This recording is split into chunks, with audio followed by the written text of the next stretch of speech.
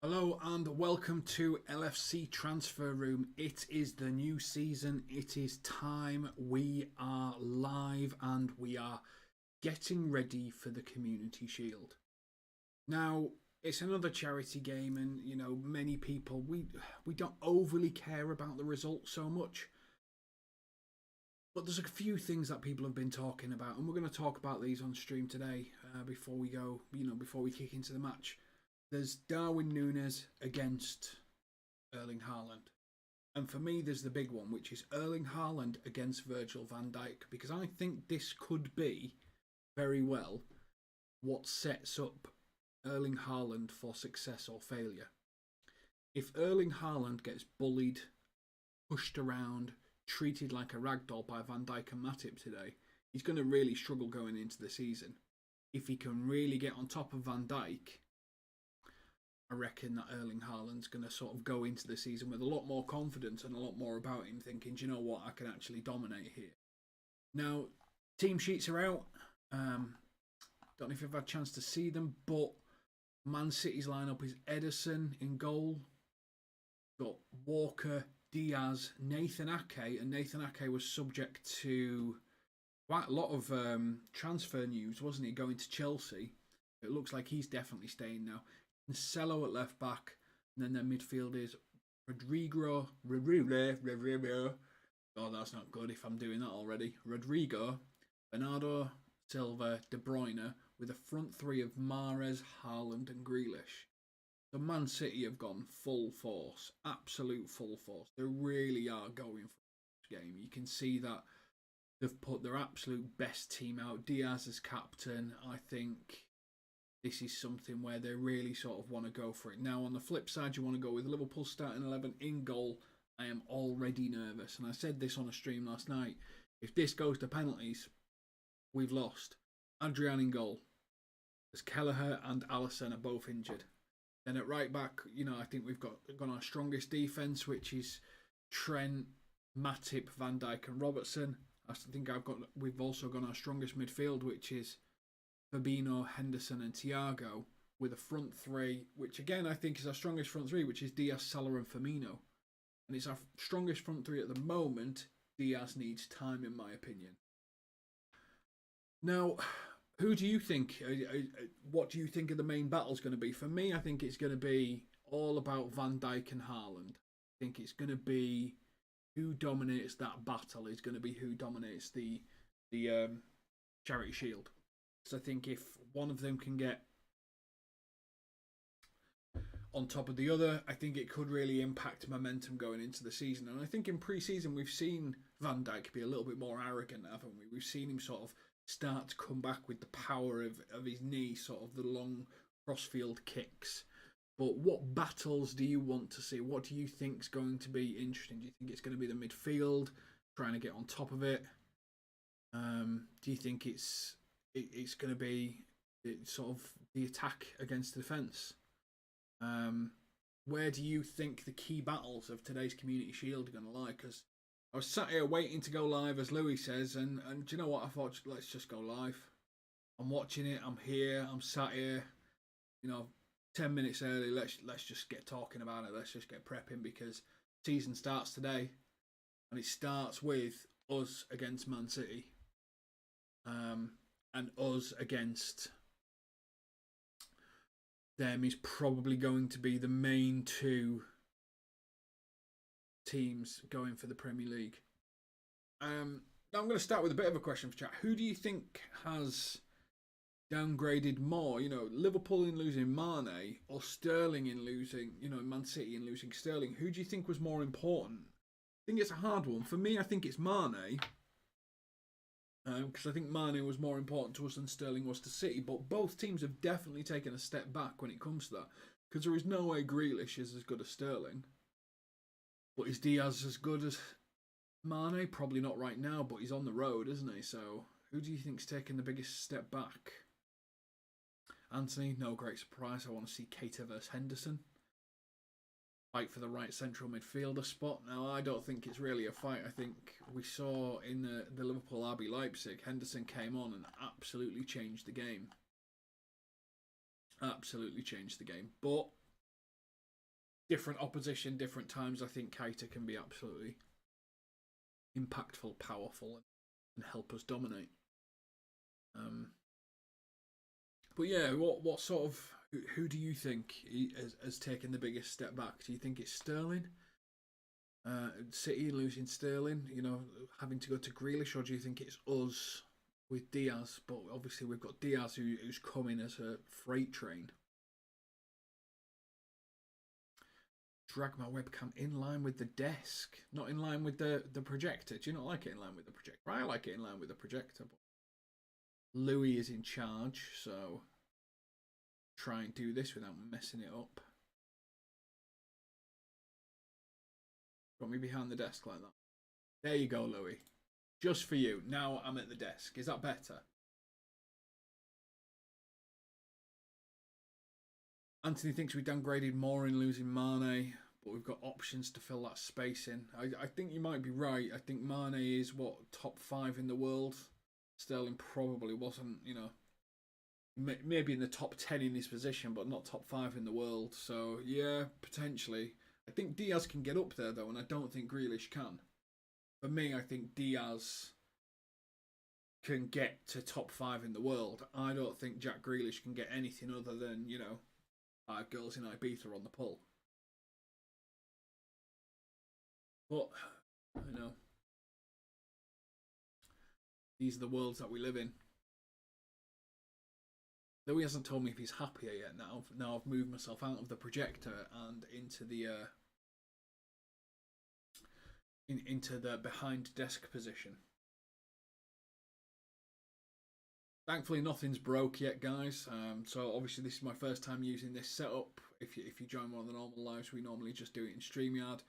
Now we are fully Streamlabs enabled across multiple of us. So, do you like the setup? Do you like how it looks? Do you prefer this to the other normal watch-alongs? Let me know in chat. I've updated our subscribers. Anthony and Louis didn't even ask me to do that. I just did that, prattling around with it. But did they thank me for it? No. Afternoon, Jen. You want to win today? Oh, it's your birthday today. I'm not going to ask how old because it's rude to ask a lady her age, but is it more or less than total trophies Liverpool have? I'm going for less. Need to win for the GOAT's birthday. It's a big one today. It's a big one. For me, I don't care about the trophy. I just care about us beating City and just setting a precedent for the season. I want to see them disjointed. I want to see them moving around. I want to see them trying to fire balls into Haaland and it just not working. I want them to realise Jack Grealish is basically just useless. Pretty much good for Instagram and a bit of PR, but that's about it. Way over that. But you're only as old as you feel. That's what I say. I'm here taking the average age of the LSC transfer room guys way over the line. I think I've probably got at least 5 to 10 years on most of them. I'm still here, still doing it, so I wouldn't worry too much about it. Jen, you can just get involved in however you can. As old as you feel. Darwin Núñez there looks chilled actually. He looks pretty chilled. 34 goals in 41 appearances for Benfica last season. Got 4 in the last game. Well, the game before. 2 of them were lucky. 2 of them were striker finishes. People look at his misses and stuff like that, but taller players are more gangly, aren't they? It looks more ridiculous. Players with low centre of gravity, it looks more. It looks more Bambi on ice when a tall player does it. It looks the same when Haaland was missing a few chances. It's just messy. And both players, well now Man City have a striker, despite, Jesus being a striker. He looks like he's on for a good season. He started pre-season really well. Jen, now that the Ox is out, please tell me we're getting someone. I wish I could. I mean, James Bad News Pierce, said it was going to be a long time, and I guess he hasn't ruled it out. And normally, James Bad News Pierce, when he confirms that the long-term injury, sort of goes, and Liverpool are not going to be signing anyone. So the fact that he's not said it may mean that we could be looking at someone. Matthias Nunes was obviously on the cards. You know, people were talking about him. I think that Man United are still trying to get rid of Ronaldo and trying to get Ronaldo over the line to Sporting Lisbon. So potentially there could be something there. You know, 20-30 million could get him. I think it's not a bad solution for us, to be completely honest. I think I could go with that. I think I'd be comfortable to spend that amount on getting a player in. So yeah, I think we're pretty much there. Jen, #1 fan, super sticker as always. Thank you very much. What a way to start the season with a super sticker. Always appreciate you. And the animation of the #1 fan dancing along. Nobody supports the channel as hard as you do, Jen. As always, absolutely appreciated. So thank you very much for joining us on Watchalongs, getting involved and donating to the channel so regularly. On your birthday as well. So, you know, if you are here regular, if you do, oh, look at that. See, this is new for me, Jen. And then there's a little Mane and Firmino dancing. God, I miss those days. I want a no-look finish from Firmino today. I want a no-look finish this season at some point, to be completely honest. I am overdue a no-look finish from Firmino. So that is the main thing that I want to see. Pep Guardiola speaking to ITV. It's quite early to have an important game at this stage of pre-season, but it is what it is. It's an honour to be here. Both teams have won titles, the Premier League, the FA Cup. They haven't won the Champions League. So an opportunity to win the Community Shield because we were there. Now we have to maintain things, keep at the level. It's a good test for us to see what condition we're in. He's already getting his excuses in. What do you think? Bit of an excuse already? Saying, you know, well, got to see what fitness we're in and stuff like that. I mean, Klopp's talked about it as well, hasn't he? Klopp said, this has come too soon for a major game. We're going to treat it a bit like a pre-season friendly. I just seen a Man City have painted a mural on the wall for Erling Haaland already. That can't be true. They just flashed it up on ITV. Erling Haaland getting a mural before he's even played a competitive game. Can't be right. That can't be right. That can't be right. That's just over giddiness. And by over giddiness, has anyone seen the Dybala unveiling at Roma? The number of fans that went there for the Dybala one was insane. Like, comfortably, like, Man City level trophy parade throughout the entire city came to watch Dybala get unveiled. Probably more. I'm doing Dybala a disservice there. Irish Roma fans lined the streets to celebrate him. He was just sat in front of what I think was the Coliseum, just with comfortably 20-30,000 fans just screaming his name as he got unveiled. It's unreal. If you've not seen it, I'd recommend having a look at it. It is just an insane video. Now, if you are new here and you're joining us for the first time and you want to get ready for the new season, please like and subscribe to the channel. I get notifications now when you subscribe, so I see what you're up to. So everything we do goes back into the channel. Super stickers like Jen, just let us make better content. Let us create things like this for our watch-alongs, which you've got to admit is damn bloody sexy. So, you know, please get involved.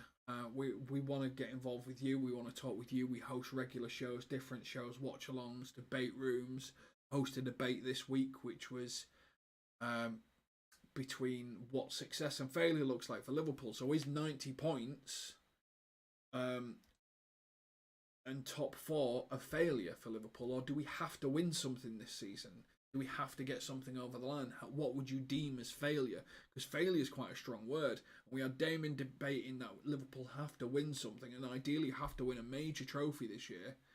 To Jack that was debating about, you know, well, 90 points, being a good team, performing well, if you get over 90 points, you should win something, but that's not failure. That's a great season. It's just hasn't culminated in a cup.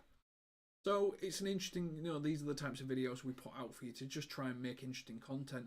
Basically the stuff you would chat about in the pub, we just do it online with you and get you involved.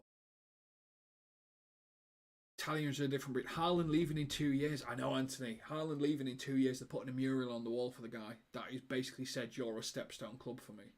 That right there is small club mentality. Without a shadow of a doubt. If Liverpool put a mural on the wall for Salah now,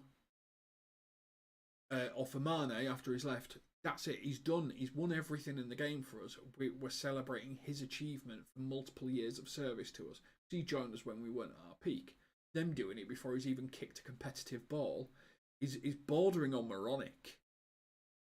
It just doesn't make any sense. Why would you celebrate Haaland like that? But they managed to find a supporter that was a painter, so let's have at it. Before soon they'll have little flags, won't they? With Aguero. Do you remember when Chelsea gave everyone the little flags to wave at a final because they didn't think there was a good enough atmosphere at the stadium? That just popped in my head from that.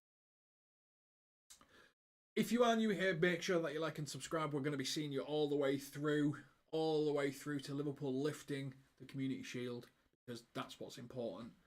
Not lifting the shield, but beating City. Setting the tone to say we are better than you, expect us to finish above you. That is the tone we are setting today. Not about the shield. It is about biggest competitor and sending a message. Sending a strong message. Now, Anthony, typical rubbish. We have to win the Premier League, the UCL. 90 points is a failure. I mean, Anthony, but Origi's left. The Ox, he's no longer here. How are we going to drive to victory without his 7 minutes every 4 games? But I'm with you. I think the season of not winning a major trophy is okay because we won 2 cups. But I think now we have to cement our position by getting one of the major trophies in place. I think Premier League is our ideal because we want to win it with the fans. So Premier League would be the ideal one. I think Champions League is our competition. We're a knockout team, to be fair. So if we did win it via the Champions League, that would be all right. But I'm keen to see us win the Premier League in front of the fans. I think that's really important for us. I think that's what we all need to see. Now we're around about 20 minutes before kickoff. Jen's put it in the chat because she knows how these things go. Jen's the OG. She knows exactly how it goes. Score predictions time. What do you think the score's going to be? Whack it in the chat. For me, I'm going with a 3-2. That's my score prediction. Now the reason I'm going 3-2 is I think we will dominate. And I think it'll be 3-1, and then I think in the 80th minute, Adrian will have an Adrian moment, make it 3-2, and it'll give us the last 5 minutes of a bit of a pressure. But we'll be okay. We'll see it through because we've got a strong back 4, even if we've got a guy with soap hands in the back of the net. And bang, 3-2. Haaland come off after 60 minutes, just been battered and bruised by Van Dijk dominating him. But yeah, that's what I'm expecting. We've got Charles. He reckons it's going to be 2-0, assuming to Liverpool. Score are we thinking? Oh my God. ITV are currently showing Instagram posts of Erling Haaland because that means he's a good footballer. Jen going with a 4-2. It's going to be a classic. Absolute mayhem at a 4-2. It'd be a great watch along at that. What a way to kick off the season a 4-2 would be. Any other score predictions? Whack them in chat. And if you're new here, please like and subscribe to the video. We are here for you, and all you've got to do is click a tiny little button that says like and subscribe, and it is as simple as that. And then a little animation happens. Think of the chaos. We've got a 2-0, 4-2 and a 3-2. No one is going, which surprises me. Liverpool Cup finals last season, 0-0 everything. We didn't score a goal in open play. So no one's going with that prediction. We think we're going to buck that trend. So, there we go. That's something. Right, here we go. Donny van Dijk 2-1 Liverpool. And if Haaland gets injured between the season, which he will, I think with the adjustment they will make for Haaland, it can be a bad for City. Do you know what? I have to agree with you. I think with City and Haaland, he's going to have time off. Their wingers now are Mahrez and Grealish, which I don't think are goal-scoring wingers. They're opportunity creation wingers. They've got rid of goal-scoring wingers in Gabriel Jesus and Sterling, so they are pretty much all their eggs are in one very big Norwegian basket. So I do think Donny van Dijk, you're right. If a goal is, if he has a season if he has a bit of injury and stuff like that, could create other comments. Now we have a poll live. Who do you think will score first? Mo Salah, Erling Haaland, or Luis Diaz? Whack your votes in. We've got 2 already in.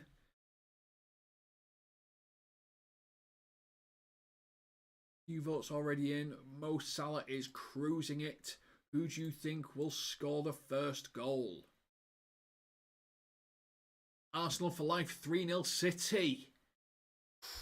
He is going bold. He's back. He's back in the Haaland train, aren't you? Like Arsenal fan Haaland train. I still can't believe there's a mural in Manchester for a guy that's using Man City as a stepstone. Why is the stream's audio so low? Well, I can turn the audio up. That's not a challenge. I just turned it down because I didn't want to blast everyone's ears. Let me know if audio's better, Charles. I'm here to serve.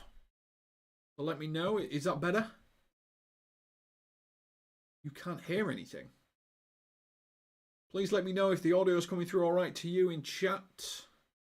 Just touching on the orange line for my mic audio, so please let me know. Is the audio low for everybody? Let's crank it up a little bit.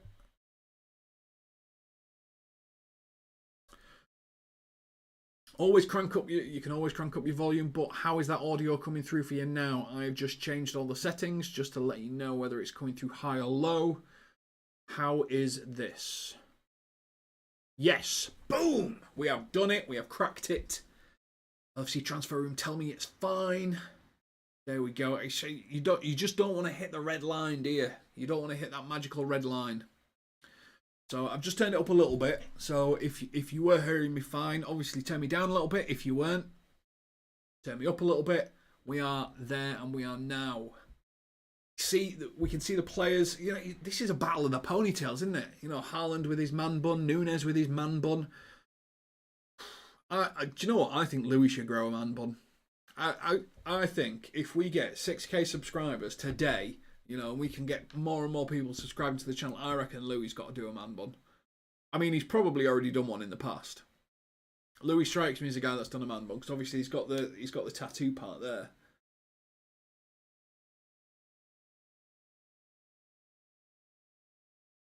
But we've got a poll live as well. Who do you think will score first? Salah, Haaland, Diaz, or other? Please put it in the comment.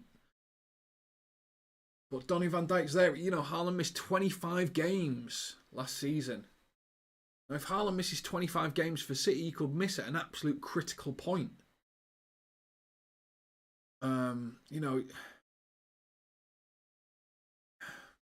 It's one of those situations, I find, that if he misses 25 games coming around Champions League knockout time, well, then there's all kinds of problems, isn't there? There's all kinds of things that Man City are going to struggle with because they're now set up with their wingers of Grealish and Mahrez. I think they're set up to feed Haaland. Everything is in a very big Norwegian basket. And if that fails, if he doesn't score, then they could hit a really bad patch. I remember when Peter Crouch first signed for Liverpool, and I think he went around about 12 games without scoring a goal. Now, Peter Crouch was never prolific. He was never the central focus or anything like that of a Liverpool attack. But my point is, any striker can go through a period of not scoring goals. Anyone can go through that sort of missed phase. So there is a really good chance that if he's injured for a period of time, unless he's an Aguero type player who comes back at 100 miles an hour, that there could be some negative impact to this. And it's all ifs and buts. But we're going to see as the season goes on. I think that he is a big guy built for explosive power. I think there is a good chance that he breaks down at a certain point. And this could create a problem for City. Could be good for us in the league. But I think City are after one thing this season. I think they're built to try and go after one thing, which is the Champions League. I think they don't really care that much about the league. It's the bread and butter, and they're going to try and win it. But I think everything is in knockout competition mode, because that team has developed into more knockout competition team than it has into a day-to-day team. What do you think? Do you think City are more a league team now, or do you think they're more set up to be a knockout team? Jesus bagged a hat-trick for Arsenal. Will be a big threat for the Golden Boot next season. I am assuming we have Charlie managing the LFC transfer room chat, because there is not a chance on this planet Arsenal have a player going for the Golden Boot. Not a chance. I am assuming it's Charlie running the LFC transfer room chat, because nobody else... I saw you put it in the WhatsApp this morning that you reckon Jesus is going to have a big season. I do reckon he's going to have a big season, but Golden Boot, I mean, come on. Come on. Charles switching between Redmen TV and LFC transfer room. Well, I hope that you stick with us, but we're all Liverpool fans. We're all here to do the same thing. Oh, I need to be funny. Nobody said that. Oberone, Jesus is better in your opinion. Gabriel Hayes, right. This is the thing with Gabriel Jesus. He came with a massive reputation. He was massively arrogant. He was like, I am this big player. Only people in Brazil only care about me and Neymar. They don't care about Coutinho. And this is when Coutinho was at a peak of powers. Now Coutinho sold for 142 million. He was that arrogant, and then he did nothing. Now, I'm just not saying there's not a good player in there, and there is a good player in there, but let's be honest, he has not done anything to justify all the excitement that was there. Now, he's a good player, he's a good striker, and he could go through a purple patch and he could score a few goals. Hell, he could even have an absolute belter of a season like Vardy did when Leicester won the league. But what you have to remember is Aubameyang was a seasoned striker who got trained and moulded into a striker from a winger, and then just believed his own hype and turned into an absolute egotistical crazy man. Jesus is already that egotistical crazy man. Now he's having a good season. I just don't buy it. I do not think Gabriel Jesus will do anything this season. I think he'll get over 10. I don't think he'll break 20. And he will get nowhere near 30. Which is the sort of absolute... You need to push as close to that as you can, really, in a Golden Boot race. People every year write off Salah, and every year it's Salah right in the mix. So for me, it's going to be Salah for the Golden Boot, because anyone who says it's not just hasn't watched football for the last 4 years, because Salah has been top of the tree practically when you add it all together. He just scores goals. And yes, he's had a bad 6 months, but look at the guy. He looks chilled. He looks refreshed. Got a little perm done to his barnet. He is ready for me. Salah is ready to absolute dominate this Premier League and help Liverpool win the league in front of the fans. That's what I want. I want the league in front of the fans. That's number one. To be fair, why is Nunes not starting kind of sucks. I was looking forward to watching him play. I think there's a plan going on in Klopp's head here, which is, to start with, we need to shut City down. So this is where we use Firmino. Firmino is top 1% for pressures, successful tackling pressures. Over the last 365 days, he was still number one for every single one of these statistics. Top 1% in world football. Pressures, passing, progressive passing, controlling the ball. This is what Firmino does. So Firmino will help absolute pressurise that back line with Salah and Diaz, who just do not get tired. And then when Firmino's run his race, on comes Núñez, tiring defence, bang, bang, bang, we win the cup. Absolutely certain that they're using Firmino to control that back line and tire them out and get them running around. Our midfield is getting absolutely battered today.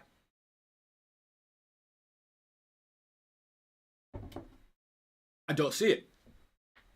Anthony, I don't see it. This may make me sound like a crazy Liverpool fan, but I don't care. Kevin De Bruyne is running rings around everything. He's just barnstorming. He's prime Gerrard. He's playing like that. I'm not saying he is as good as prime Gerrard, but he's playing like that. He's just running a game.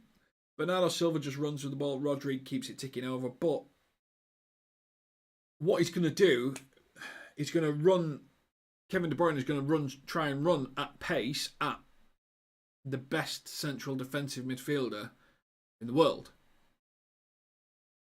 So I reckon what we'll see today is he tries to do a barnstorming run and Fabinho just goes, no thanks, bash, knocks him out of the way.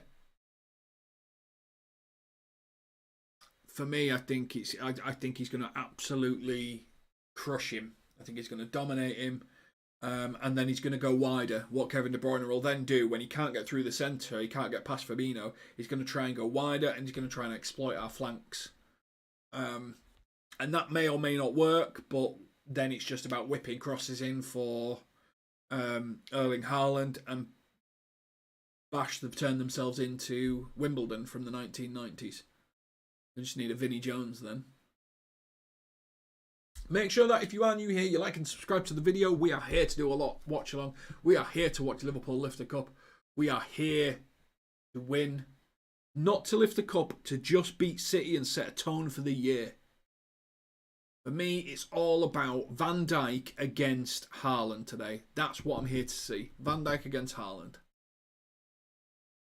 Donny Van Dijk, our midfield shakes me. If Silva doesn't leave Man City this season, it's going to be hard for us.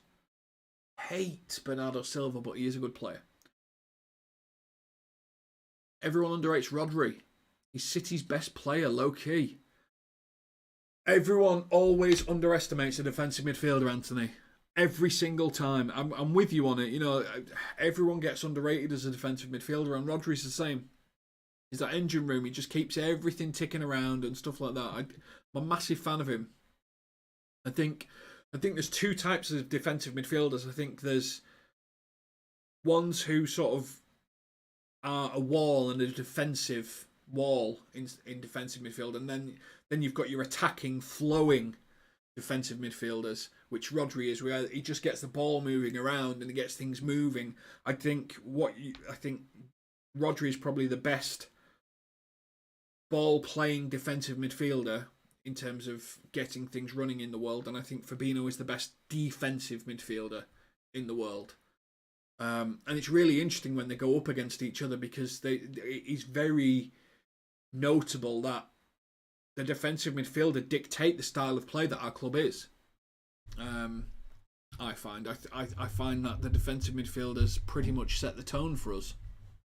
So, players coming out the tunnel. If you've not already, score predictions. I want them in. I want score predictions. Need score predictions. There's a 4-2. There's a 3-2. There's a 2-0. Make sure that you get your score predictions in.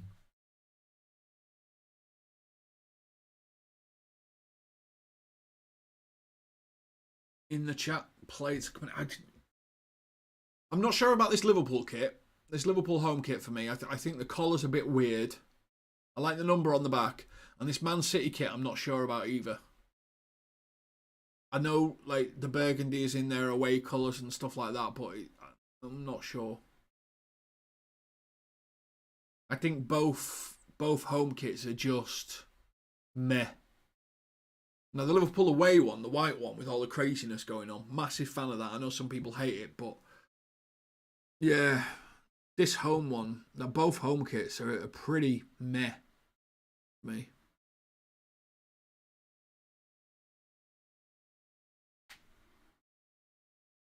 Kevin De Bruyne is good but not unstoppable. Remember the City Madrid game. Very true, very true. Good morning from everyone here. The two best players on the pitch are the two most important for the last several years. Kevin De Bruyne for City, Virgil van Dijk for Liverpool. I think Big Virg is going to set a tone today. He either gets beaten by Haaland or he beats Haaland. I think that is the biggest battle in this game for me. Absolute biggest battle in this game for me. Oh, look at Ian Rush. The nod that Luis Diaz did of respect then to Ian Rush, going, you amazing, sir. Ian Rush, what a legend. Ruben Diaz taking someone up and down the line. I'm not sure who it is. Don't have the commentary on. Join the match, Anthony. See you later, Anthony.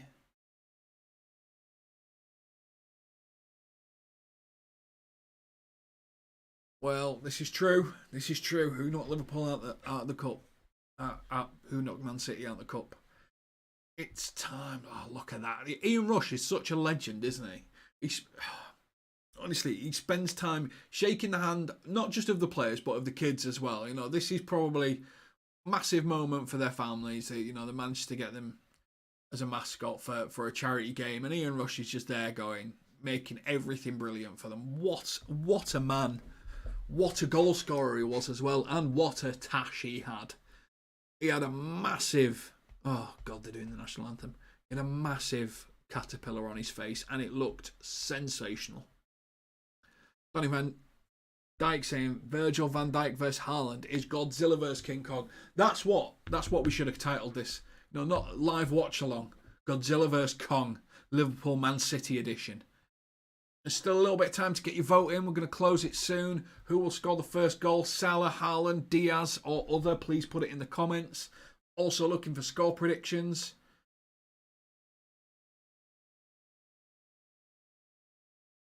Scared with Adrian in goal. Always trying some acrobatic. I'm petrified. If it goes to penos, no chance. No chance on this planet. For me, I think...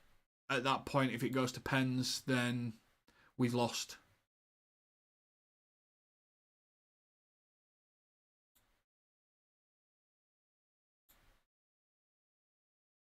Come on, Reds. Let's do it for the working class. We can do this.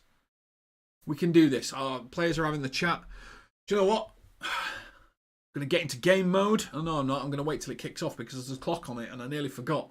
Ha! We have a different screen for game mode. Score predictions in the chat. Have a vote. Who you think's going to be the first goal scorer? Silver Hornet's gone for an Adriano own goal, making a mistake. What do you think? Always makes me think of, like, you know, the goals where it hits the post, goes back, hits the keeper on the back of the head and rolls in the back of the net. That's the type of thing that I anticipate Adrian to do in a game like this. Jen said, typical City, singing over the national anthem. It's just a classless club, isn't it? Absolute classless. I could go on a rant about how, like, money has created this club where people suddenly think it's cool, but they're not even doing anything that gets me excited. I really like what they've done in the community, in the training ground, and how they've integrated the women's team in and they've created this whole community there. I think they've done really well with that. But as a fan base that they're trying to build, oh my God, they're trying to create rivalries with everyone. It's like that little kid that just run around the playground, kicking all the girls in the knee and pulling on the pigtails, going, I wish I was you. I wish I was with you, but I know I'm shit. I know I'm an absolute bellend, so I'm just going to do these types of things. Honestly, it's just... It's trying to create something out of nothing. And they just need to accept that the nearest rivalry they're going to get is them getting a top player playing against one of our top players. Because like for like, club for club, they're not going to compete. Oh, it's Martin Tyler. There's a great TikToker who does like the re-commentary. I don't know if you've seen him of the Liverpool Martin Tyler goals, where it gives you some sort of comparison. about how excited Martin Tyler gets when other teams score against Liverpool, and then how bored he is against when Liverpool score. He's absolutely brilliant. Steve, I have a feeling Roberto will be a machine in this game. I think Firmino is ready for this.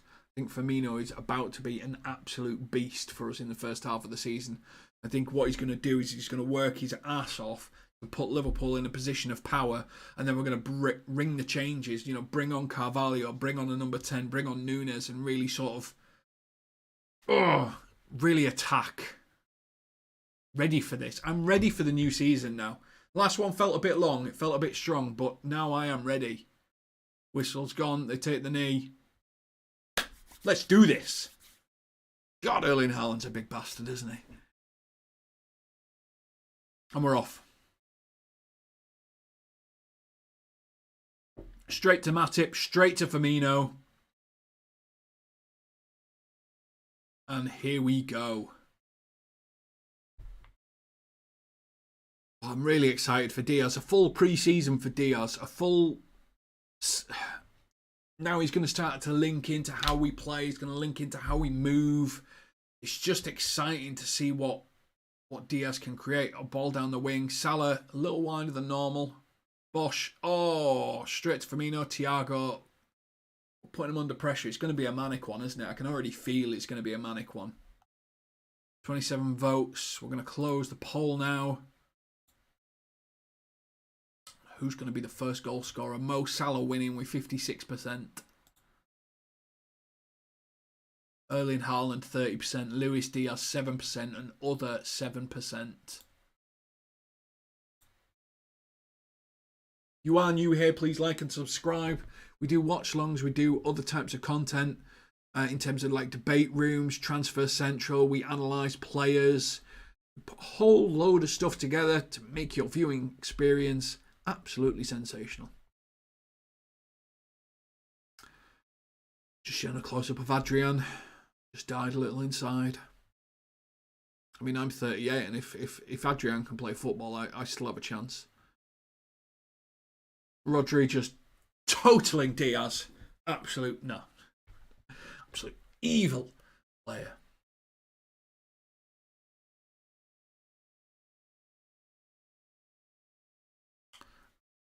Everyone looks up for this. Liverpool pressing.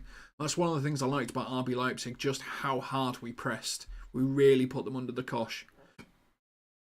Pressing from Henderson, Salah straight down the wing. 1-on-1 with Ake. Now there's 2-on-1. Cancelo gets back. He's a good player. Whipped cross. Diaz. Oh, handball. Diaz has a little shot. Straight into Diaz. Oh. Our Diaz has a shot. Man City's Diaz blocks it. Good block, actually. I don't think it'd have gone in. I don't think there was enough power on it, but putting a bit of pressure on. Trent, ooh, spooned that. Robbo's had to pretty much run back to the halfway line. That was a bad crossfield there from TAAA.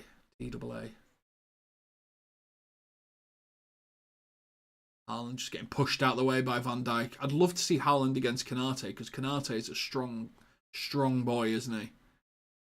I remember when Konate pushed oh, Salah. Oh! Salah just coming in on the edge of the box.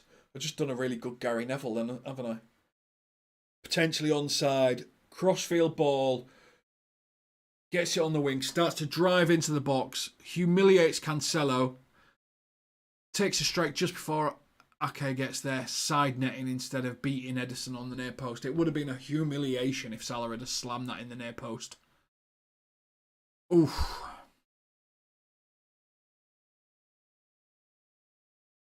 We have started strong. Silver Hornet, you are right. We have come to play today.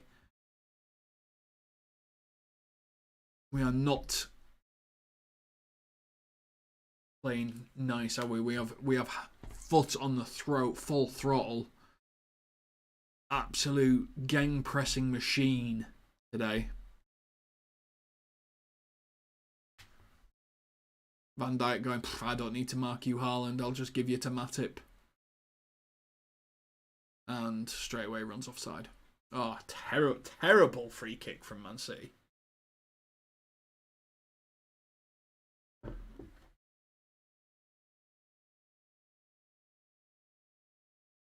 Thank you, Silver Hornet. I'm watching it on Sky Go, so I have no idea why I'm behind, but it might just be a bit of a delay or something like that. But appreciate you trying not to ruin it. If you do, just because you get excited, it's fine. I'll forgive you. What I'll do is just make you write a poem on the channel about how sorry you are. That's the deal. If you ruin something for me, you've got to write a little poem about how sorry you are that you ruined it. Diaz getting absolutely manhandled by Rodri. Absolute manhandled. They are nervous about him. Oh no, it was Firmino, sorry. Ooh, Liverpool through. Again, Man City panicking in the box. Cancelo, the best right back. Not looking like the best right back. They might need someone like Cucurella.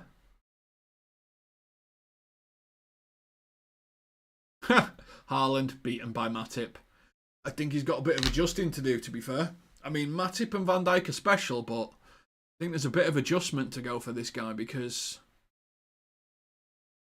Premier League centre-backs are not soft. They're going to let you know that they're there. They are going to push you around. Oh, Adrian's got the ball. It's all right. Matip. We're getting in behind Cancelo a bit. Grealish going on a bit of a run. Gets crowded out because, you know, he don't care. And then we're back. We're fighting. We're going down the Cancelo side right a lot. A lot of the ball to Salah. Salah's running. And now Thiago middle of the field. Out to Robertson out wide. The balls to Robertson aren't great. Thiago re-switches the ball to Trent. Again, not a great switch. You know, we're putting ourselves backward with these switch balls. We're not on it in terms of the long distribution passing. It's not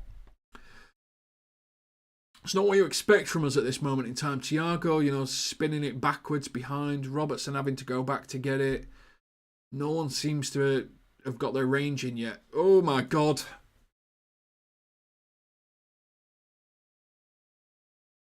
Bernardo Silva, in his own box, dragged back against Bobby Firmino, the best presser in world football, the best offensive striker in world football. And Firmino nearly called it. And if he'd have called it, it'd have been humiliating. And I cannot tell you the joy I would have felt in seeing Bernardo Silva humiliated.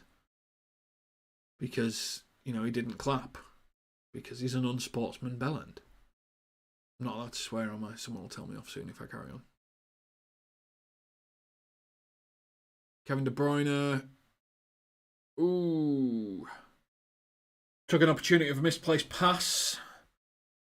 Ran towards the edge of the box. Drove into the box. Van Dijk closed the angle. He had one opportunity left foot.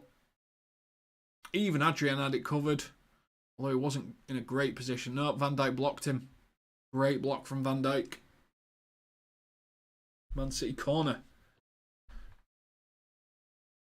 This is what I like to see. I like to see us on top. I like to see us dominating. But I like to see a bit of back and forth, you know, in it. Can't believe Cancelo's taken number 7. It's a bit weird. Coming up to the first 10 minutes. I think Liverpool have been slightly on top.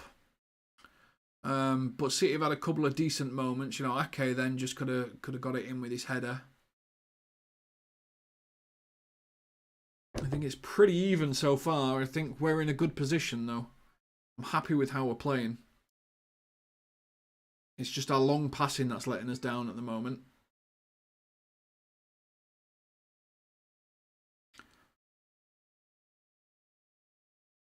Ooh.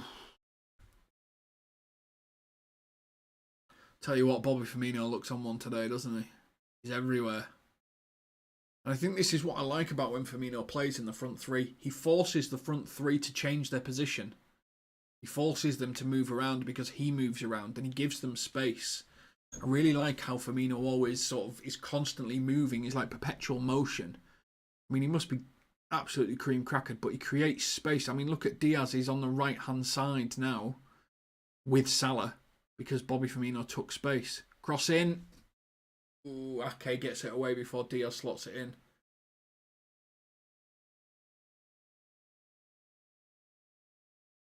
Haaland with a bit of a run, spreading it out to Grealish. Could you imagine if Liverpool spent 100 million on Grealish? You know, look at our reaction to 67 million on Nunes, 63 million on Nunes. Look at everyone's reaction to two games of 30 minutes. Could you imagine how people would react if we signed 100 million Grealish and he played like he played for Man City? People would be going crazy on social media. It would be the biggest story of everyone's life. But because Grealish isn't, you know, because Man City have infinite money, people don't go on about it the same, do they? Because what's he done for 100 mil? Yet Nunes has two bad 30 minutes where he misses 2 chances and suddenly he's the worst player in the history of the world. Hypocrisy. Just putting it out there.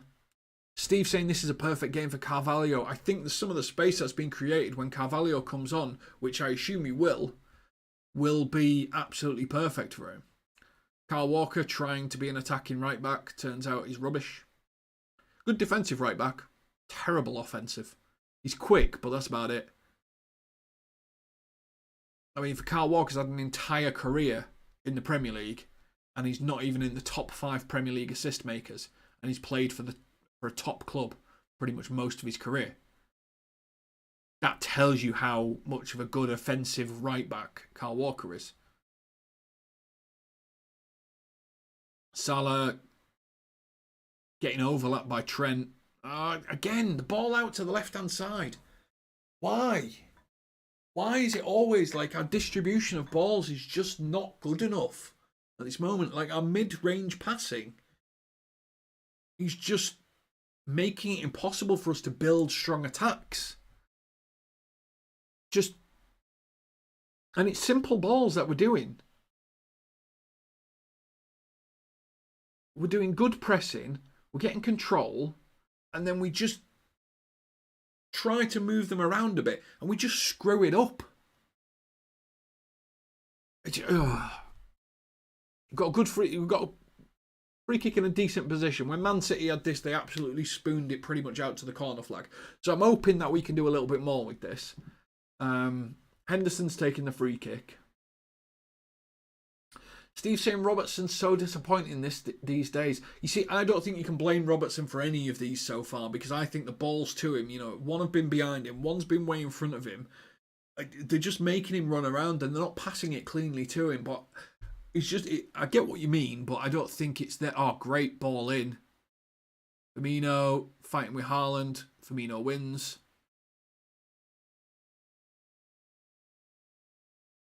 Great interplay. Bobby Firmino is just always available. Man City giving him that space between the lines. Alright, that was terrible by Robertson. Jesus. Just gave the ball away, give Man City a counter-attack. And now Liverpool are counter-attacking. Their counter-attack brought back because, you know, can't have us having a free counter-attack. That was very disappointing from Robertson then, Steve. You're very right. Just got crowded out and didn't have any player to pass to. So he either didn't have anyone to pass to or he just couldn't see the pass.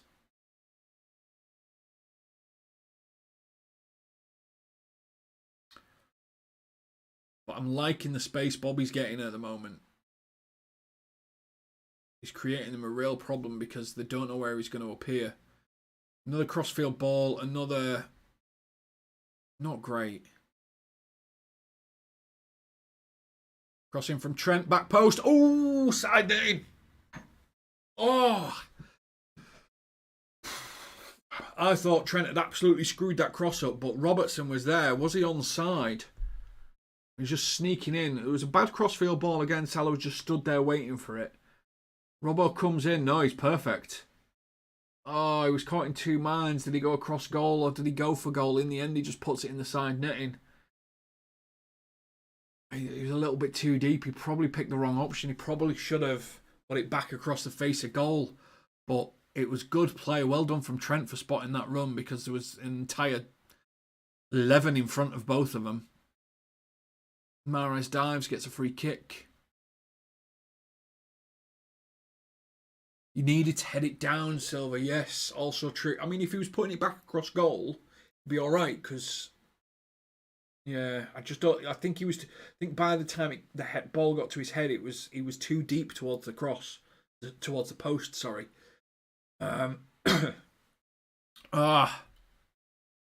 We go again. Man City have a bit of the ball. Let's give them a bit of space. Let them move up, and then we can counter attack at speed again.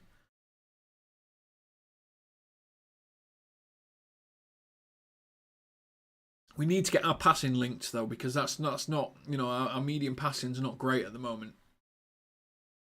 I think if we can get that to a point where players are running onto stuff, it will be better.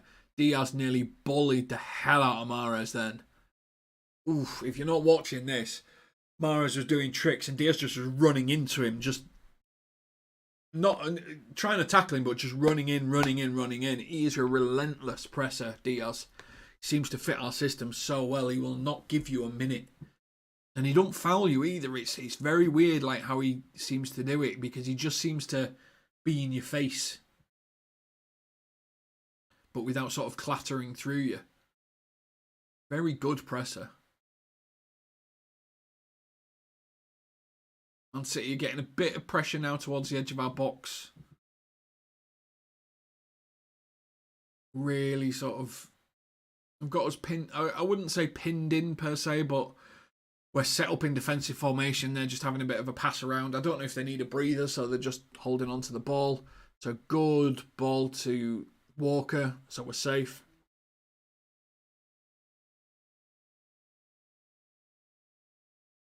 Yeah, they're just having a bit of a pass around at the moment.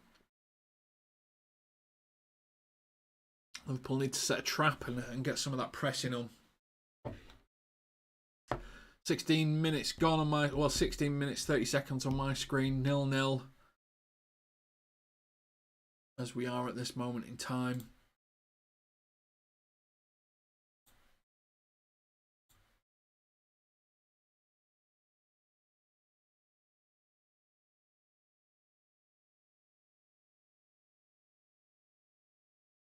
Oh, God, I was a little bit behind, wasn't I? I've just refreshed it and it's on 18 minutes.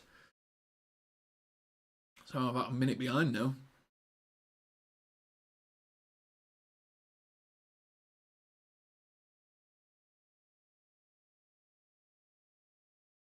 I think the game's just settling down now into a bit of a nothing rhythm. You know, we need to either put the press on them, we need to put a bit of pressure on them, vice versa.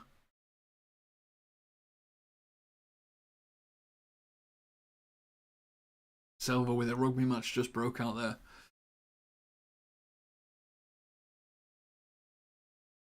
Don't let a game of football ruin a good rugby match.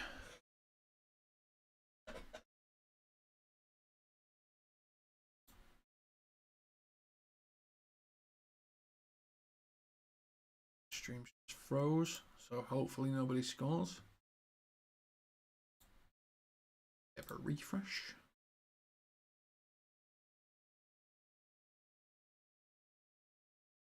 Ooh, we're going back to a clip of Liverpool. Oh, almost scoring. Jesus. Can't believe what I missed.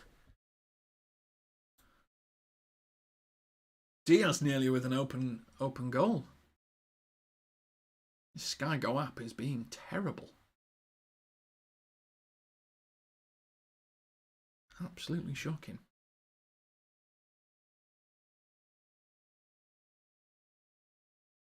And he's saying a very bright start. All I wanted from this game was for us to play well. I mean, for me, what I wanted to see is I wanted to see Van Dijk against Haaland. I wanted to I wanted to see that Haaland knew that the Premier League's a different gravy. That it's harder. You know, that you're not just going to do what you did at Dortmund because, you know, we don't take that here. And And I think he's learning that very quickly, that this is a completely different game. Silver saying, isn't this normally at Wembley? Yes, it is normally at Wembley, but the Women's World Cup final, I think, is tomorrow at Wembley. So we've been sent to Leicester. Diago crossfield in it. My stream's froze again. What is with this Sky Go app? I have to put it on my phone.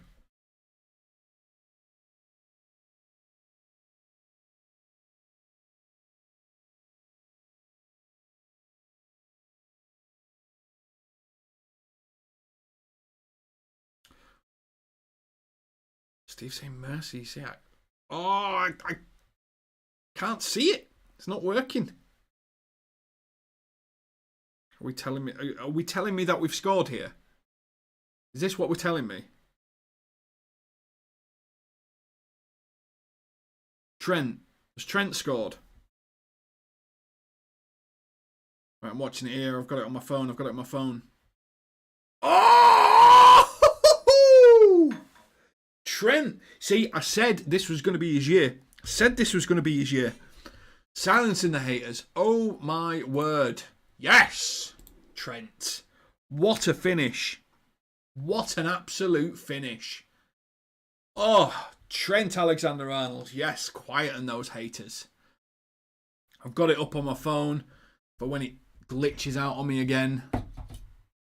My word. What a finish from Trent.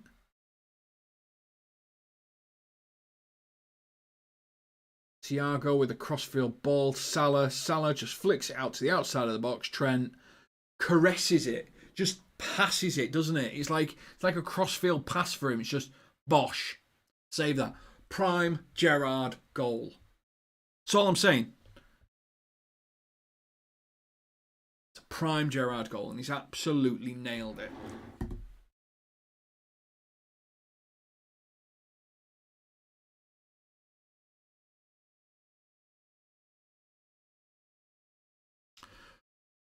Get in. Salah assisted, yep.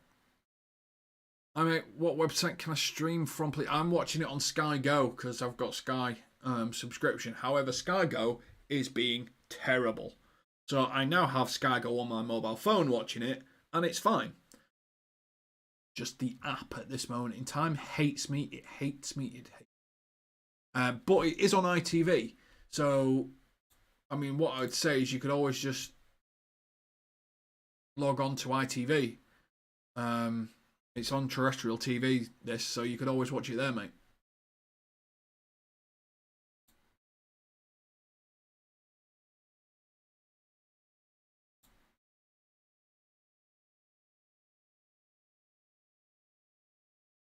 Let's try this again. Alexander-Arnold, 21 minutes. Have that, Man City. Have that. How about it? How about it? Oh, they're just showing it again. Oh, the angle. Oh, okay. If you were 2 inches taller, mate, you were 2 inches taller, you might have got it, but you're not. You're not 2 inches taller.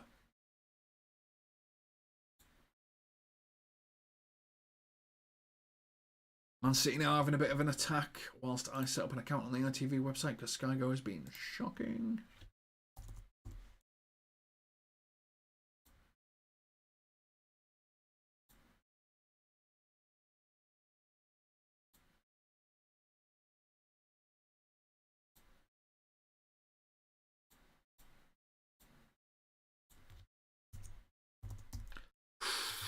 Liverpool putting a bit of press on again. I think we're rattling them. I don't think they know how to play. I genuinely think they're struggling with knowing how to play because it's a completely different setup, isn't it? When you've got a main striker.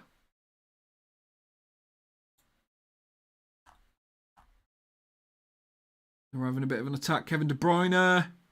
Angle's too tight. Put it inside netting. You should always put it on target when you're against Adrian. If you put it on target, you've got a great chance of scoring. Because Adrian is terrible.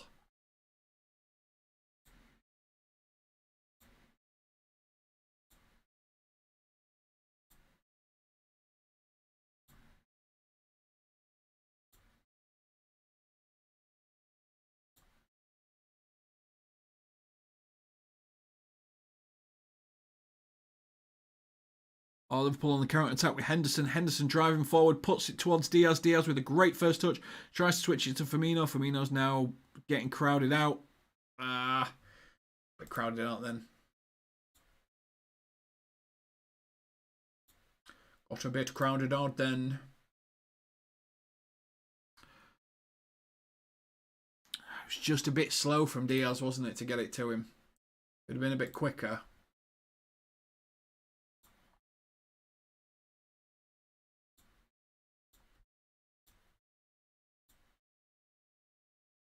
It'd have done it. But again, they're playing out from the back, but they're having to put it longer.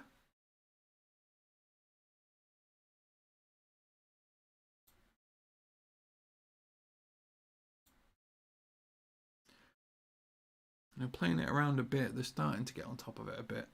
But we keep getting the ball back and then counter-attacking at absolute pace.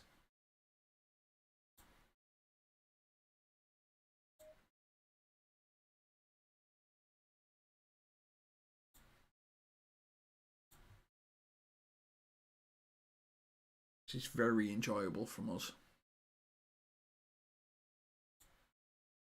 Very much liking how we're playing.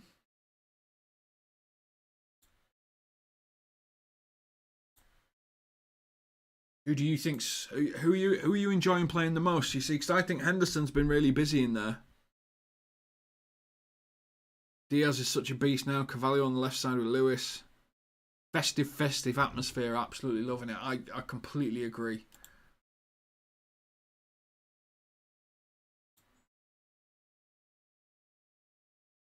I'm liking how we're playing.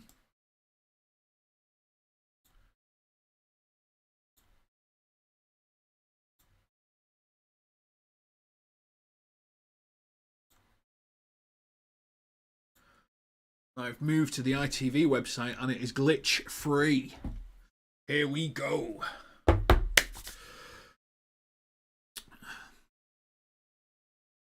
Hey, we're taking a deflection. Power delay. Switch of play have been really beautiful. You see, I think we'd struggled at the start with some of the switches of play, Silver, but now we're starting to get back on top of it. I'm enjoying how we're playing. I think we're starting to get quite strong. That was good play. That was good play from Man City.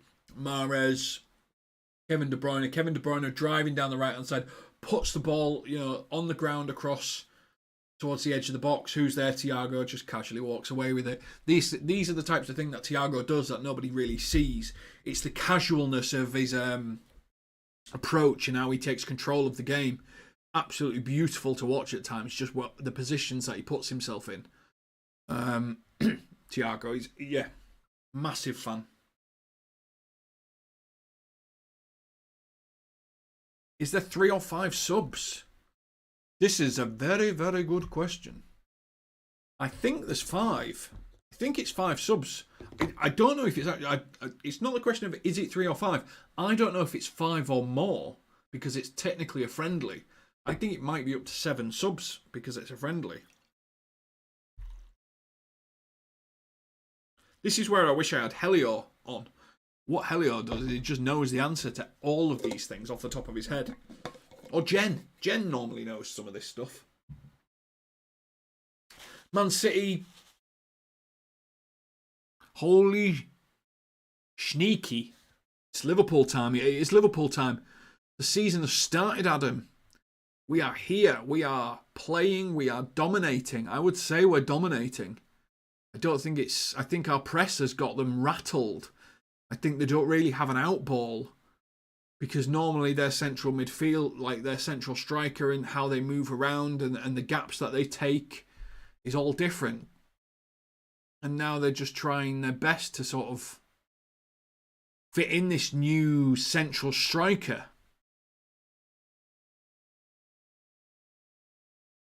And once again, they've been crowded out. We get a free kick. I don't worry too much when I see Kyle Walker on the attack because let's face it, he's not an attacking fullback. He's all pace and good defence. And I'm not going to say he's not a good defender because I think he is, but that's all he is. He's not an attacking fullback. Cancelo's an attacking fullback, but Kyle Walker's just all about his pace. Trent, was getting towards the edge of the box. Ederson comes out, collects the ball. Do people still debate if Ederson's better than Alisson, or has that been put to bed now? You can tell me in the chat.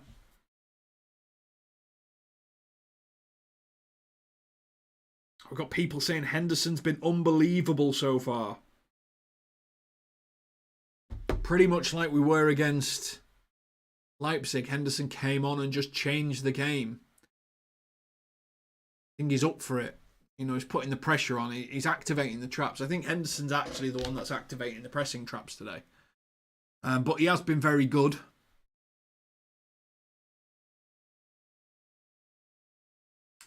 The Man City lineup is proof of the pudding that you can improve a position and regress a team. I think you've absolutely nailed it, Adam. I think Man City with Haaland have lost something in terms of how they play the game. Because now all they have is one big out ball. I think he was way offside then. Way offside. I mean, somehow Adrian saved it. Was he offside? Yeah, it was miles off. Absolutely miles off. Why didn't the linesman just call that? Mahrez with his left foot just shoots it near Alisson. Near Alisson. I wish it was Alisson. Near Adrian. Darwin Núñez limbering up, ready to come on in the second half and absolutely take this game away from Man City. The man coiled like a spring, like a tiger creeping through the bush, ready to absolutely destroy these Blue Moons with some weird burgundy collar. And I absolutely hate their home kit, but I hate our home kit, which is a completely different point for a completely different day. Rodri absolutely hammering all over Thiago, and guess what? Thiago comes away with the ball, then humiliates De Bruyne, and then flicks it to Van Dijk.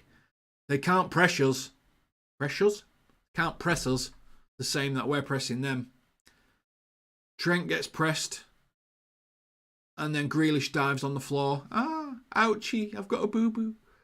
Jack Grealish. Proof that you can become a professional diver. Thiago just put on a show. Yes, he did. What?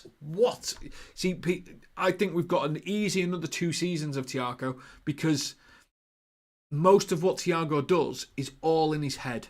He's just light years ahead in terms of how he thinks. And I think that he can just get in positions that no one else thinks about.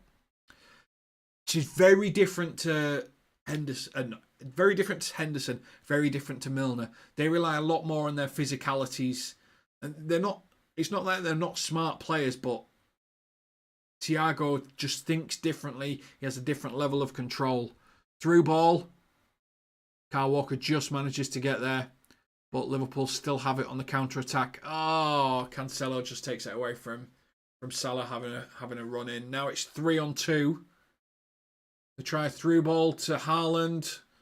Robertson gets there. Haaland pushes him out of the way.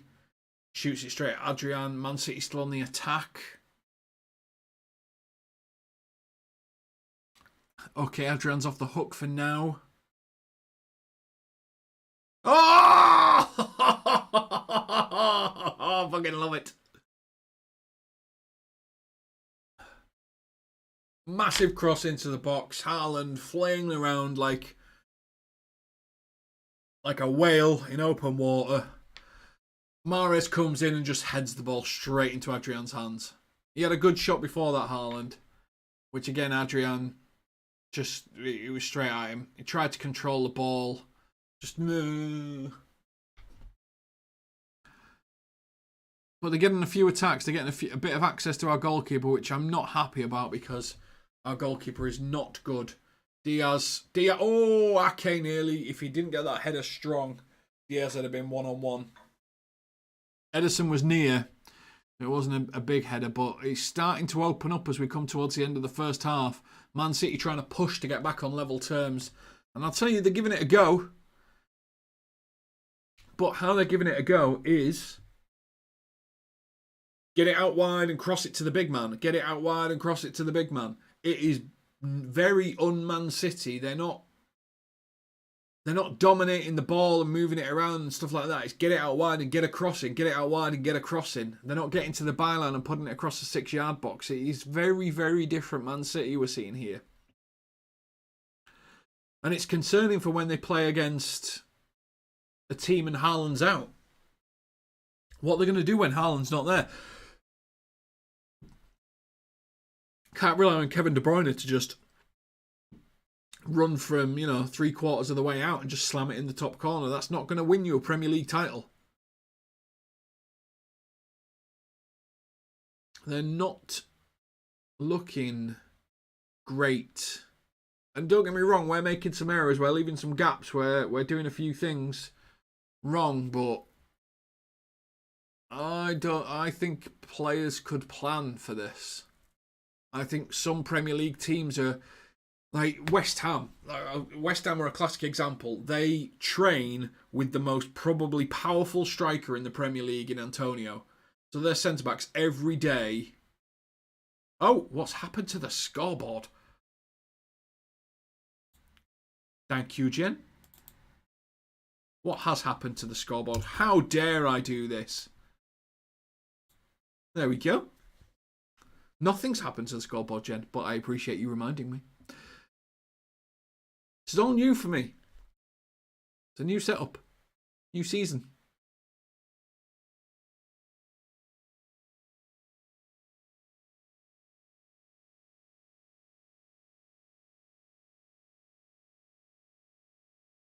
Definitely not dominating, like you said, man. I think Haaland messes with the dynamics of the team. But we've got...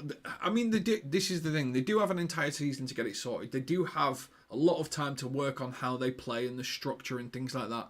But with a player that is so big and powerful and central to how you play, they can't get injured.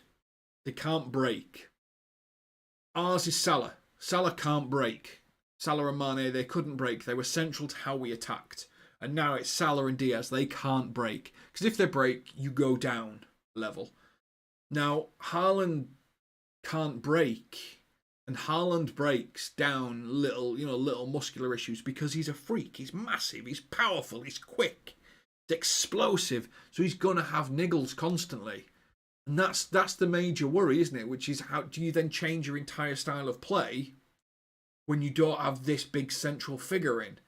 Are they building their team around something that is fundamentally flawed? Andy's leaving in 2 years. He's already said it. This is a stepstone. There's just something that just doesn't sit right with me about it. Cancelo's now starting to get into the groove of the game and he's starting to look a lot better. Mahrez, good couple of step overs. Robo didn't fall for it. Shot straight at him. But a couple of their players are now starting to get into the game a little bit more. They're starting to feel a little bit more comfortable. Cancelo's one. Cancelo started quite slowly, and now he's starting to get into the flow of the game. He's moving the ball around a lot better. Kevin De Bruyne is now starting to find himself in space. Mahrez is starting to be a little bit more arrogant on the ball. So they're starting to get into a bit of a groove. Ideally, what we could do is, one, get to half-time. That would help us, but that would help them too. So I think if we could get one on the counter, that would really mess with their heads. And Diaz and Salah are there ready to strike on the counter. Silver's saying it reminds me of City with Dzeko. Yeah, I think it's fair. I think it's a fair reflection about how they're playing. Because I think... Yeah, I mean, I'm looking at their wingers. Their wingers are not set up for goals. Mahrez probably more so than Grealish. But they're not goal scorers. They're not ruthless. They got rid of Jesus. They got rid of Sterling. They got rid of these ultimate attackers to have a big central forward. I think what these wingers are meant to do is get to the byline, put it across the 6-yard box so Haaland gets a tap in.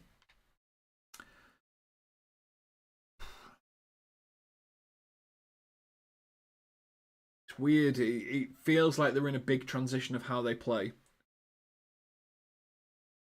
I think they're moving themselves from a league team to a team that's built to win every week and just have two players that play every position and be able to just switch and move however you feel, to a cup team where they've got an A squad that comes in and absolutely hammers, cup contests. I think they want the Champions League, and I think they're building a squad to go for the Champions League and go for the big games, because this doesn't feel like it could be every week. It doesn't feel like it's a team that could play constantly and be at that level.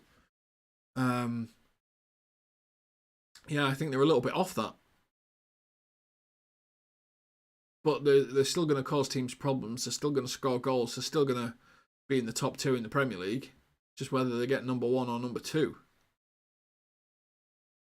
Ooh, Trent just kicked into someone's foot. That's never a good one. Still down. Mahrez, 1-on-1 against Robbo, trying to get a shot away. Dives on the floor.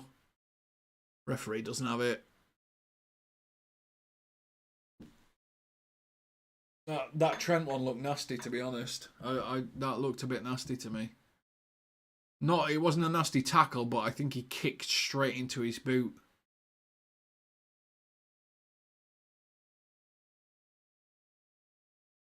Yeah, I think that was a dive.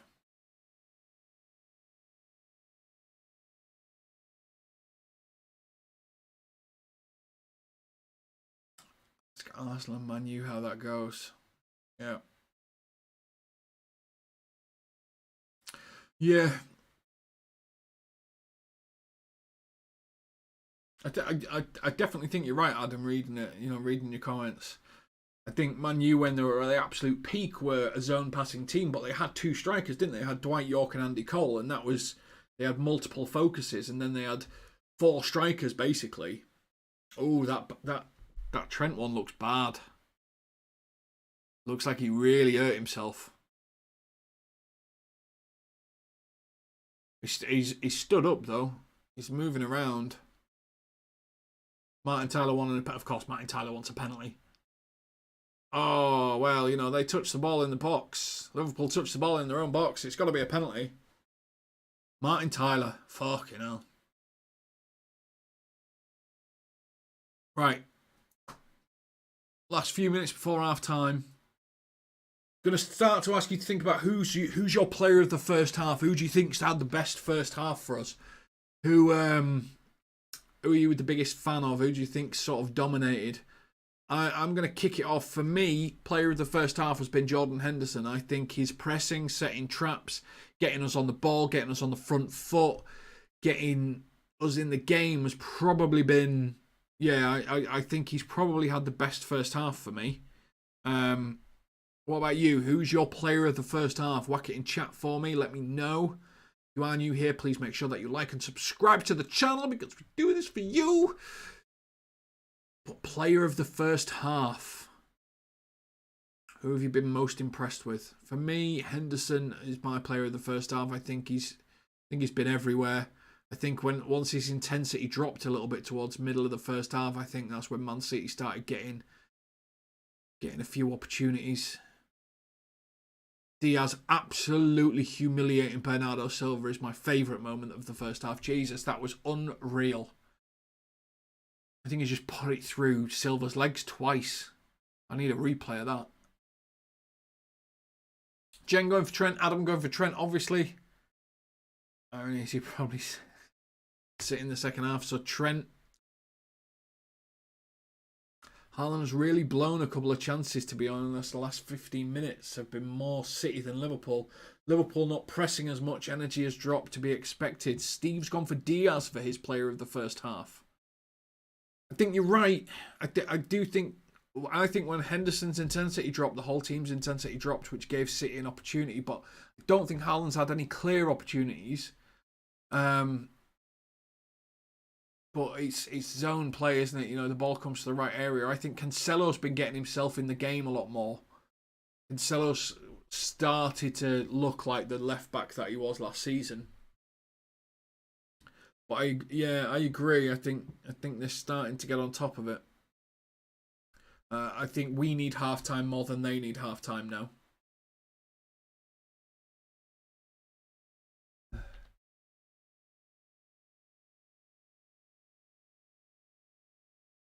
with the corner. Win the ball, Bernardo Silva.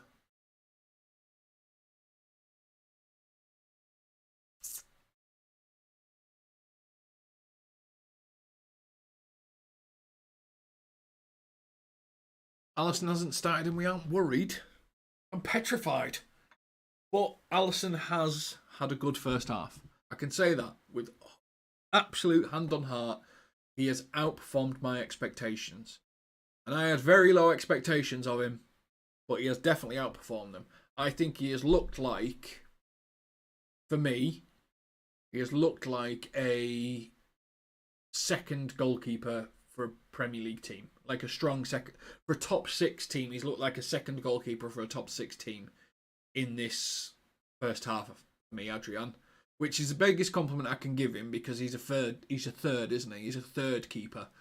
But yeah, he's looked like a second choice for a top 6 team for me. Adrian, so yeah, I'll go with that. Top 4 predictions. Ooh, I think everyone should have a think about that as we go into half time. Obviously, I'm going to go get myself a coffee, but as we go into half time, your top 4 predictions. Player of the half. Silva's gone for Thiago. He's such a difference maker. Diaz has been solid. Salah solid. Adrian has actually kept a clean sheet by his own doing yet. Liverpool on the counter-attack as we come in to the last minute to Salah. Salah against Ake. Crosses it. Oh! If Ederson didn't grab that out of the air, Diaz would have been left with an open goal to just head it in. Oh, that was nearly brilliant. Liverpool with the final chance of the half. Pass it back. Come on, just get it in the box. It's like we've got 5 minutes left. They've gone back. Gone all the way back to the halfway line. They should have just. Why can't you just put it in the mixer? Now we're going to go into half time. Half time's up. Half time is up. Oh. Liverpool 1, Man City 0. Trent Alexander-Arnold with the goal from an absolute brilliant move from Liverpool. Salah, the ball gets flicked out to Salah at the edge of the box. Salah then just puts it towards Trent at the edge, on the edge of the box on the right hand side, and then Trent just passes it into the corner of the net on the opposite side for Alisson. There's a great image of Ake trying his best to reach up and sort of head the ball, but he's too small and it just goes in, and then you've got Ederson flying through the air. Liverpool 1, Man City 0. Trent Alexander-Arnold on the 21st minute, putting us ahead. First half down. I'm sure we're going to see Darwin in the second half. I am sure we're going to see Carvalho in the second half. I actually think this second half is made for Carvalho.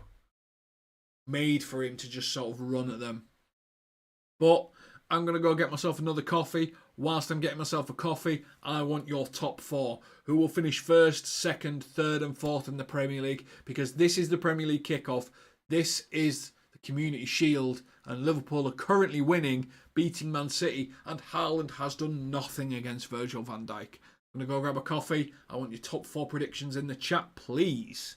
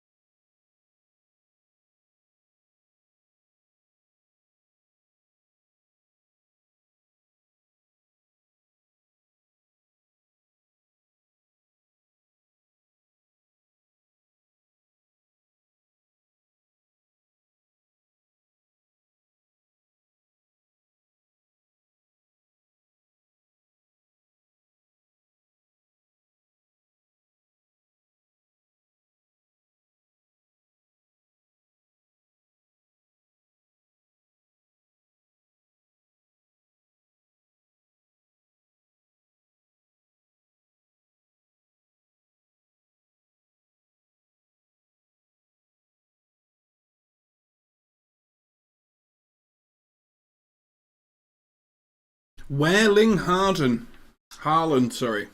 That's what we've got in the group chat. Welling Haaland. Where is he? Not come to the party so far. Where is Haaland? Has anyone seen him? Has anyone looked in Virgil's pockets? Has anyone seen Welling Haaland? We're looking for one Welling Haaland. Welling Haaland? Has anyone seen Welling Haaland? We haven't. I know I'm cursing it. I'm trying not to. But it has been a great first half for Liverpool against City. We dominated the first half of the first half. They dominated the second half of the first half. And do you know what? I think overall, we deserve to be 1-0 up. Now, before I went and got myself a coffee, I asked you to tell me what you think the top 4 is going to be for next season.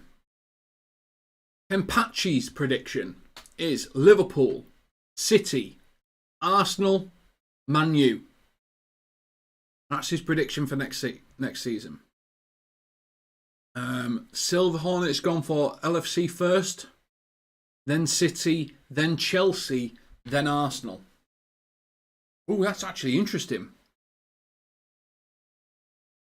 That Kempachi doesn't think Chelsea are going to get in the top 4. I'd love to know why you think Chelsea aren't going to get in the top 4. Please put it in the comments. Next one, we've got Liverpool, Chelsea, Arsenal. So Adam and Silver, you're on the same page. United always first half. I don't think anyone. How did Virgil van Dijk get missed in the best centre half before? Just mention him. Man City gives themselves a glass chin in their plastic surgery. And then Silver, I think this is a really interesting point.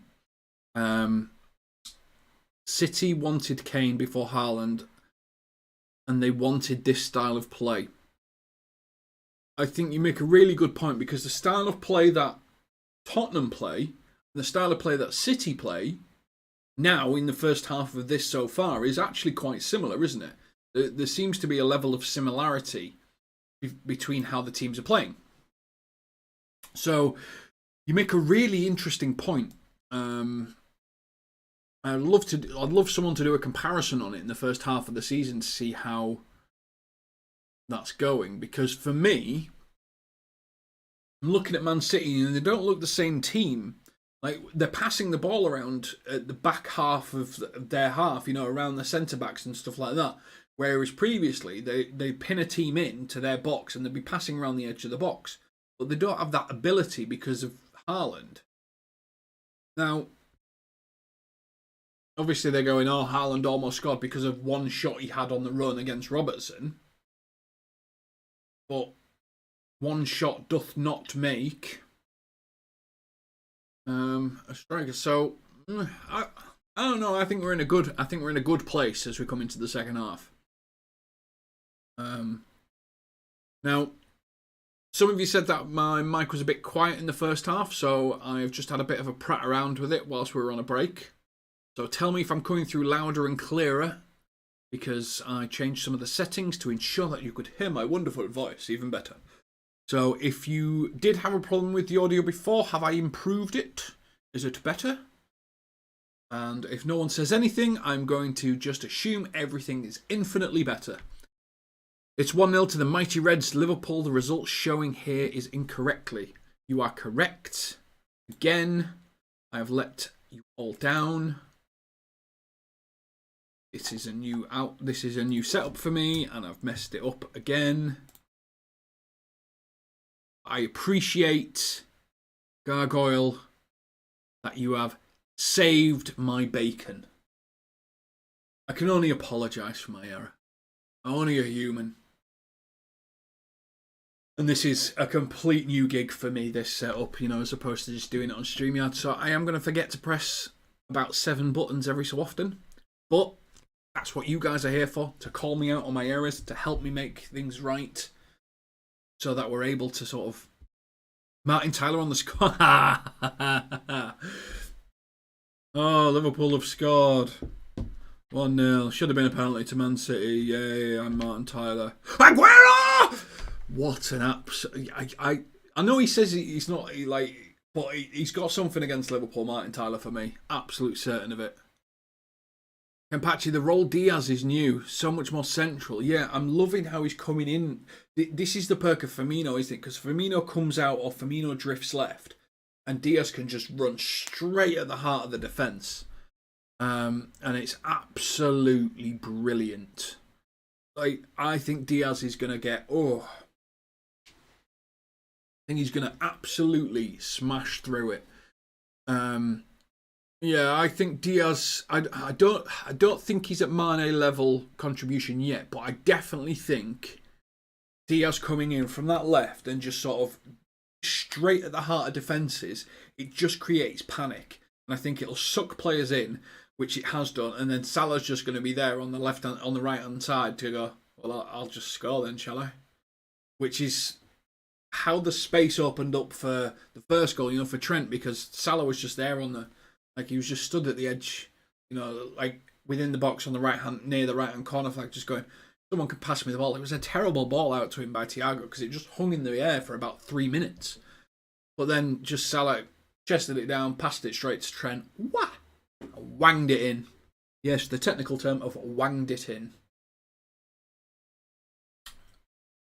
Yeah, just before we get to the second half, who are you looking forward to seeing in the second half in this? We've got, for me, I'm with Silver Hornet, Nunes, Carvalho. I want to see Carvalho do one of his barnstorming runs and create absolute chaos. Love it when he does that. I'm looking forward to seeing Carvalho in the second half. I'd like to see Nunes get a goal just for the hate. Just for the haters to just see it, just to drink it in, to go, oh, right, Haaland's not scored, Nunes has. Oh! Adam, Diaz is a dagger, Salah is a shiv, Mane is a machete, and Trent is a hammer. If you agree or disagree with Adam's work tool analogy for Liverpool players, please put it in the comment. And please continue it. I would love to know what people think other work tools Liverpool players are. What's Van Dijk if Trent's a hammer? What's Matip? What's got really long legs and just sort of is useful? Is it Matip's a step ladder? Fabinho, for fuck's sake, when he is fit, a blonde on the beach, is just relaxing to the eyes. There's something beautiful about when Fabinho just strolls out with the ball, just takes control of a situation. It's brilliant to see. But I am fully on this Adam. Diaz is a dagger, Salah is a shiv, Mane is a machete, and Trent is a hammer. Thing. Robbo has to be what are they called? A megaphone, just because he's gobby. So I'm going with Robbo's a megaphone. Obviously, Matip's a step ladder. Thiago, tape measure. Or a laser.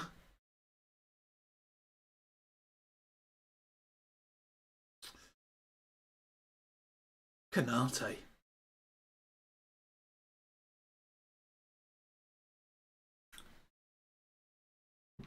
Bobby is a heat-seeking missile for me. Pretty much, you set him on the target and he finds a way to tackle him. I know that's not really a workman's tool, but still.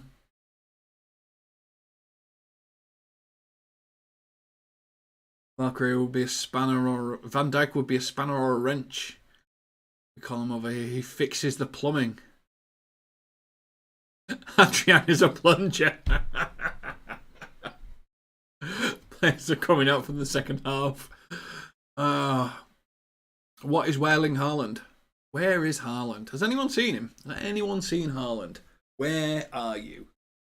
I say this now, it is blatantly going to be cut into a clip that is going to smash me in the face on the way thing, because obviously he's now going to bang in a hat-trick or something like that. But where is he? Where is Haaland? Has anyone seen him? I believe he was meant to be in Leicester for this Community Shield final, but I just haven't seen him.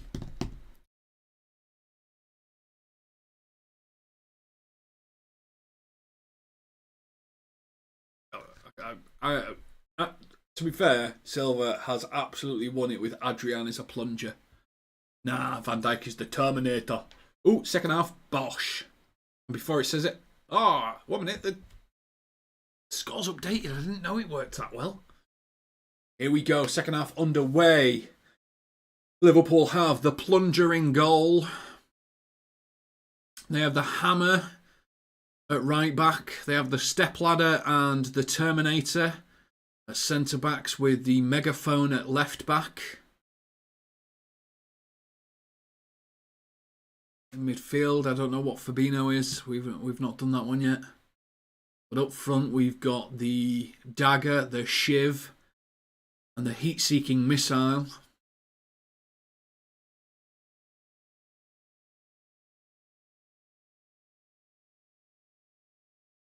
Man City start on the front foot, try to pin us in. But we're in a good shape. Oh, it's nearly a great ball to Mahrez. Good save. Good save. It played over us then. Fab is a broom. He's got to be something better than a broom. Fabinho cannot be a broom. I'm not having Fab as a broom. That one's not locked in.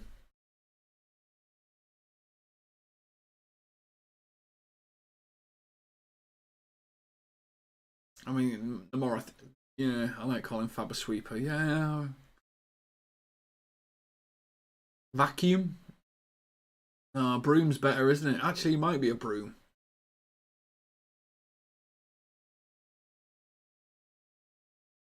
What's Henderson?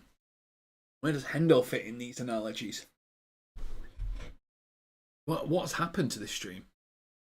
We've gone all chaotic. But I'm liking it. If you are new here and you can think of a utensil that connects to a Liverpool player, please put it in chat. We're here for it.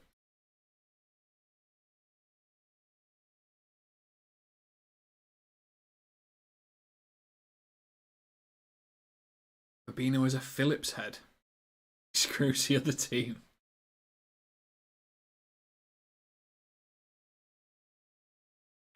To be fair, I would call John Terry a Phillips head then, because he screws his same team.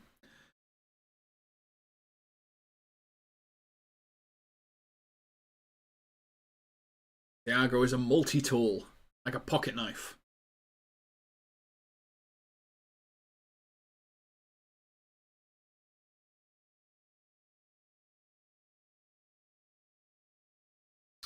Oh no, what about Thiago being a nail gun?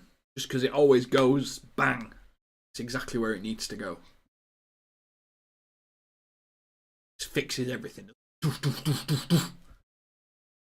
I'm going to wait till the chat. I mean, multi-tool's good, but I was just thinking nail gun would be great, wouldn't it?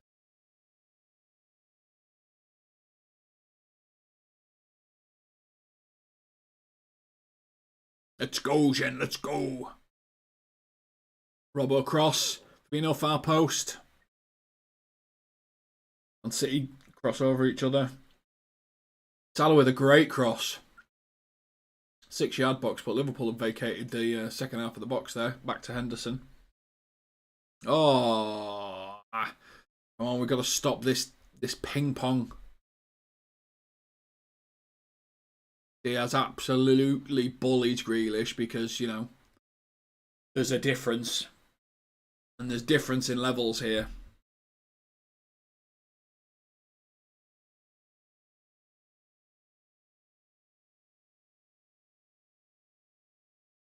Difference in levels. I wouldn't say I've noticed much of Diaz. I think he's been tidy in his work. I don't think he's made that many mistakes, but say that and just put the ball straight out due to bad passing.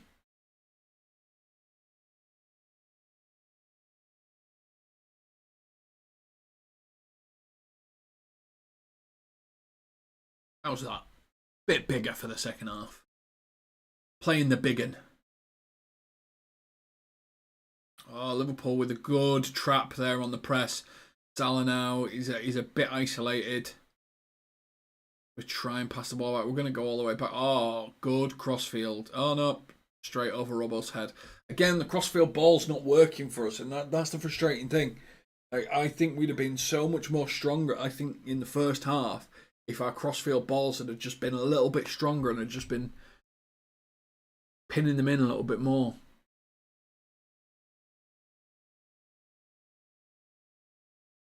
Just not quite worked like that.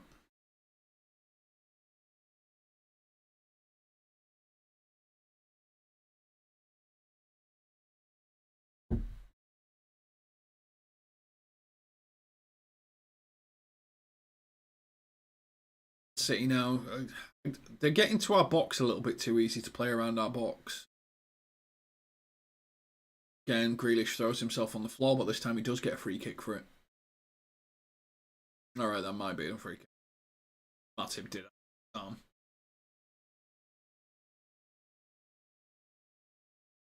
And if, whilst you're waiting for the free kick to be taken, you can think of what multi-tool a Liverpool player would be.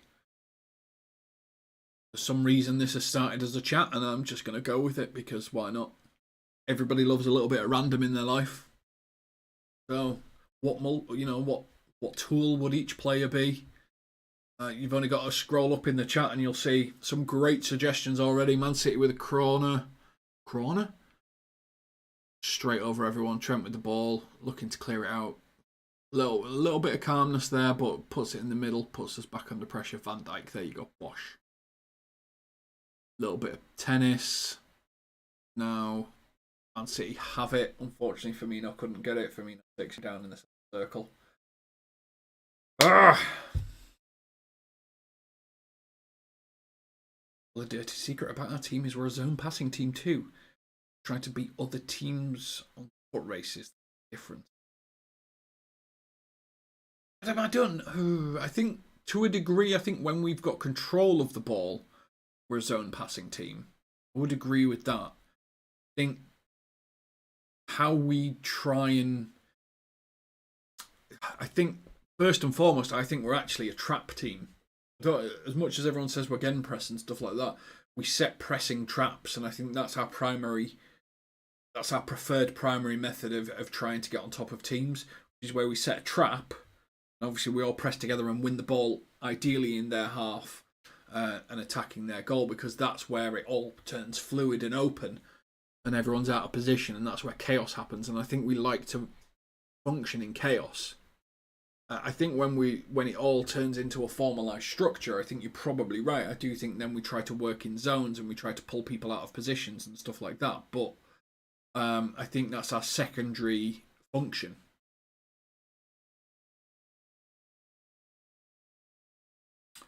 Liverpool now on the edge. Salah got himself kind of in a bad situation. Got it out to Henderson in the end. Salah, Trent. Oh, Trent coming inside. Oh, left foot.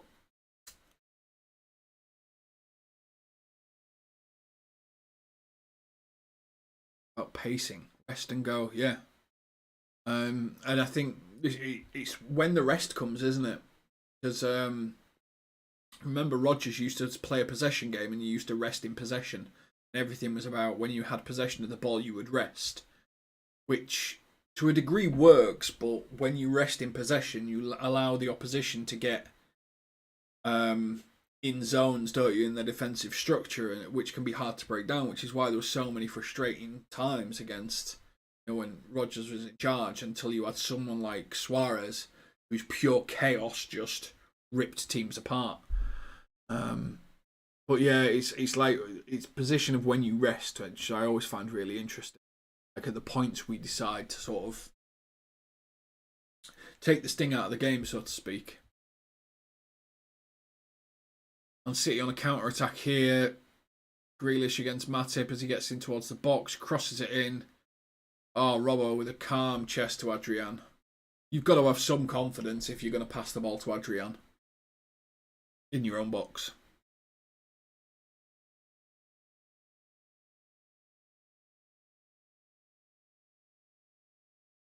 1-0 Liverpool, 54 minutes gone. Boom, boom. And at this moment in time, I couldn't tell you which team is most likely to get a second goal. Firmino, they're pressing, winning the ball back. We're now on the attack in their half.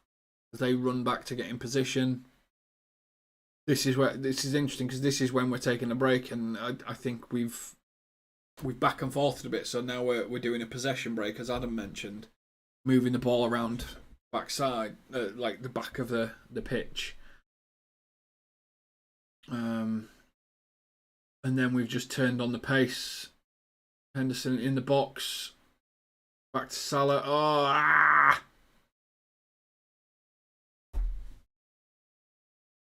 Just not my green screen over. Just not. Yeah, there's just some. We're just slightly off the pace, aren't we? We're just slightly off perfection, but we're playing. This is the thing, Jen. I think we're playing really well, but we're just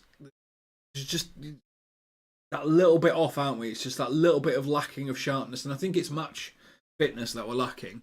Like just playing highly competitive matches, there's just that millimetre off.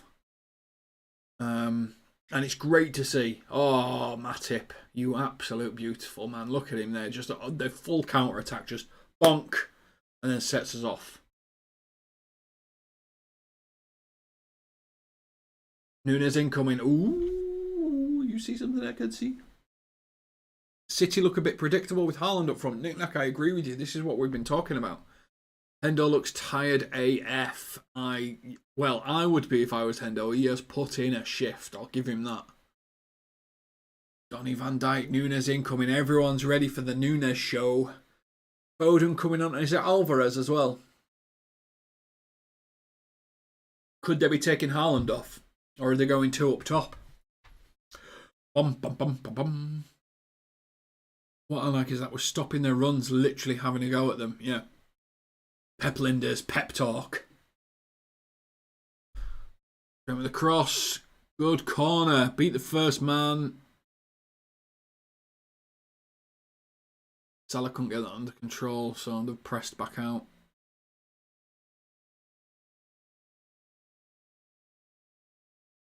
Grealish off. Oh, well, Grealish needs to come off.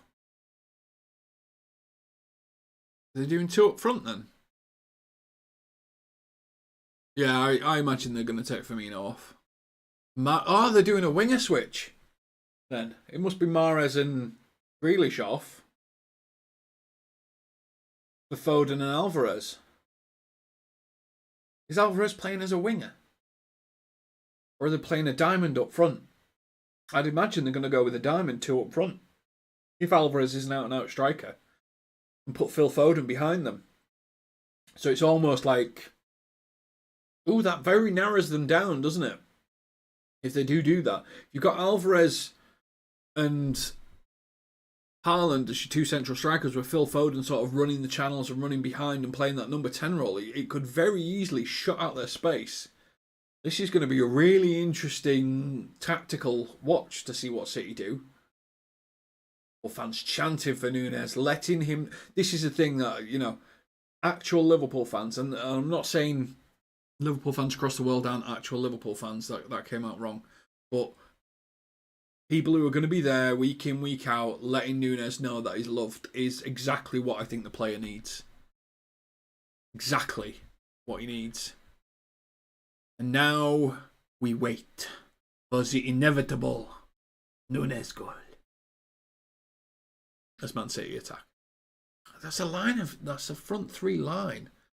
It looks like they're sticking with a 4-3-3. It looks like Alvarez is playing on the right. Be interesting to see if he gets back and defends.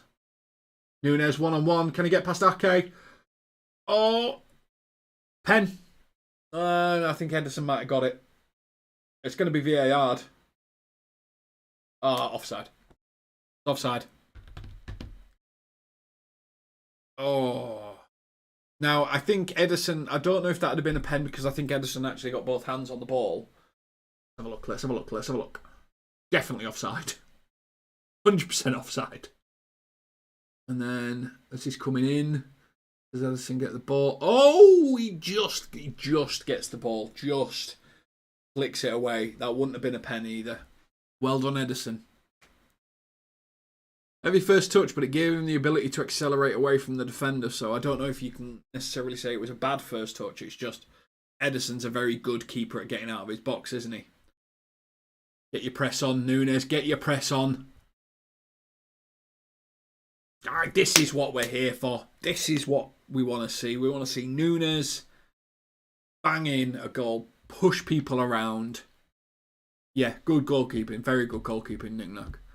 Just really sort of enforce himself on a game.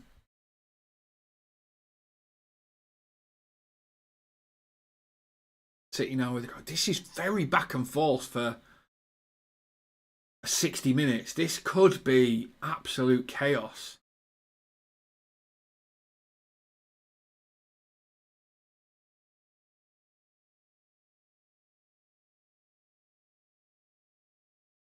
Yeah, it is.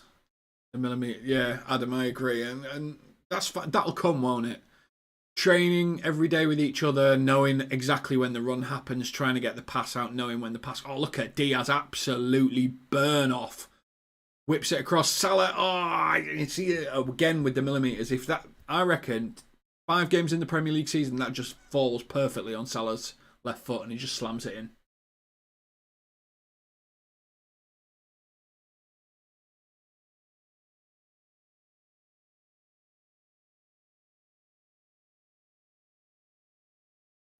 Oh, Diaz absolutely burnt off. I don't know who he was against then.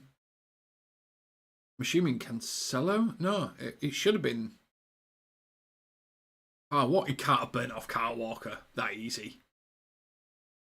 Had to have been Rodri or someone like that covering the space. Can't wait to see it again, see who it was.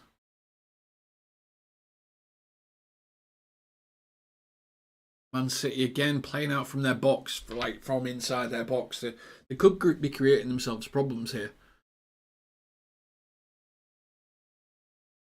Because, Liverpool again, you can see the trap that they're setting.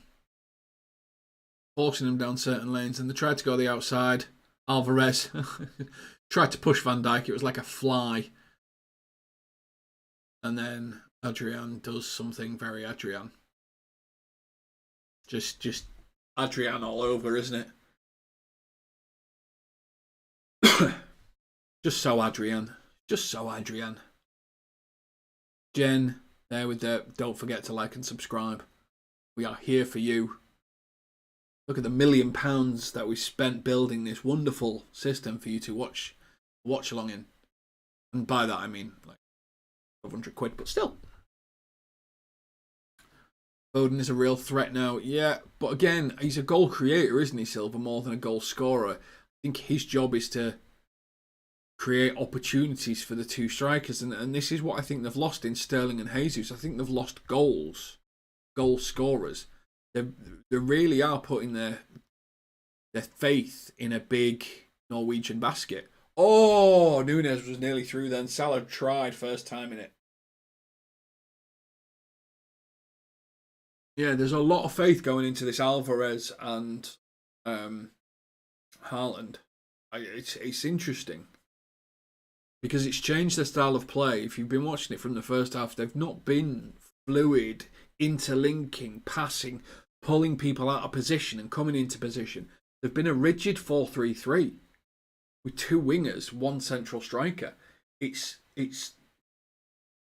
oh, Henderson passed through. Here's Nunes. No, you fucker. Edison flies out, absolutely bombs out of his box and just completely shuts down the space. Nick Nack's just subscribed. Boom, boom. Leg end. Thank you very much. Handball, come on.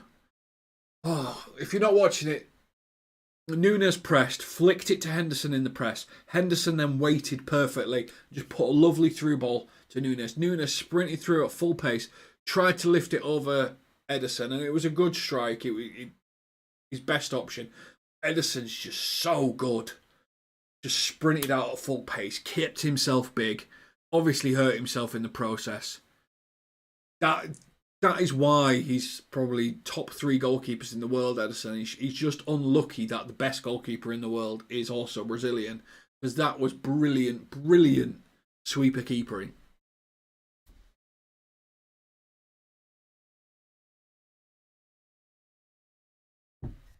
But Nunes could have made it 2. Could argue should have made it 2, but you could argue that someone else should have, Haaland should have scored his earlier. Oh, it had been wonderful. It'd have been amazing for him, wouldn't it? Oh God, he jawed him straight in the jaw. Oof, that'd have stung actually. Straight in the jaw. We have a water break. Tell you what though, Nunes has looked good coming on. Got himself in good positions. He's pressed well. He's got involved in the traps really well. He's won the ball back a few times and just done a good little layoff and then sprinted. Yeah, it's been good play. Knick-knack, yeah, I think he could have hit earlier, but I think what he was trying to do is bring the keeper in so that he could just get it over him, because I think if he'd have struck earlier, obviously the target's there and Ederson's up. Maybe. Jen just saying, please keep the ball away from Adrian. I wholeheartedly concur with your statements, Jen. I would not like to see Adrian touch the ball. What's up with Alisson? Alisson's just got an injury. He was close to making it back, I think, but just hasn't made it back in time. I think Kelleher's out for a little bit longer. And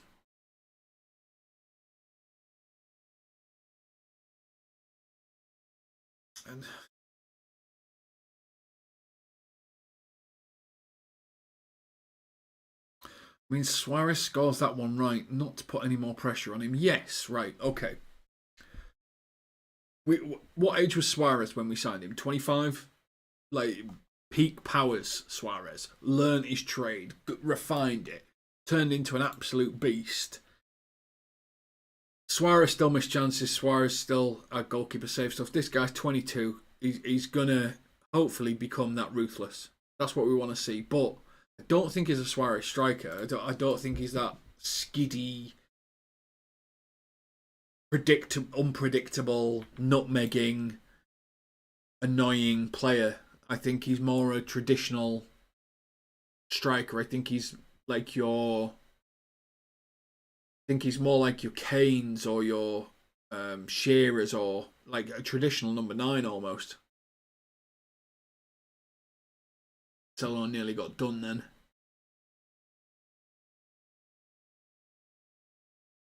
But yeah, I get what you mean. Like Suarez probably would have nutmegged him, to be fair. Or he'd have chipped him properly. I think that was his option, wasn't he? He could have gone for a forceful chip over and just lobbed it in. And that's what Suarez would have done. And that's a very finesse striker, isn't it? I don't looking at it, he's a good striker. He likes to strike the ball well, Nunes, but I haven't seen him do anything of pure finesse, like a little chip or a little back heel or something like that. So I think, yeah, all right, maybe Suarez would have scored it, but you know, Michael Owen's style of striker probably would have slammed it into Ederson because of the pace. Cancelo going on a little run. Again. Adrian being Adrian. Adrian being Adrian. Tries to boom it clear. Slices it. Oh my God.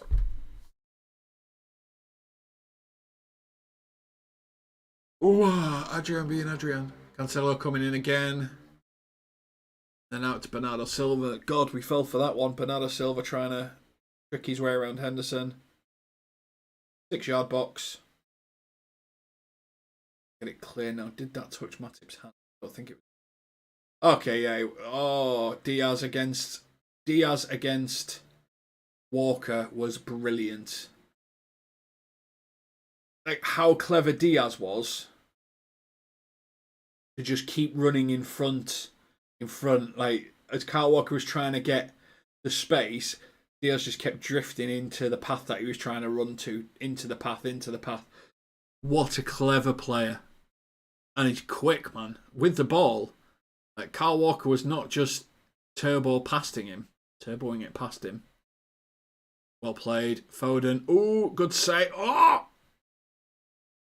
Is that going to be given? Not given. Given. Isn't that not a goal? Is it a foul on Adrian? But Adrian didn't actually have hold of the ball.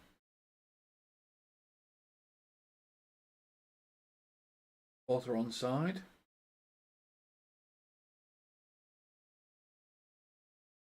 I think that's a goal.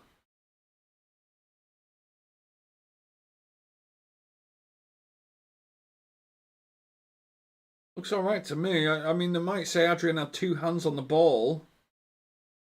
He got kicked out of his hands, but did he have the control of the ball? This is a difficult one.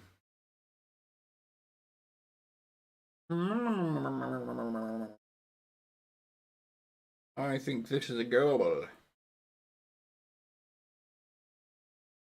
Is it offside? I don't think it's offside.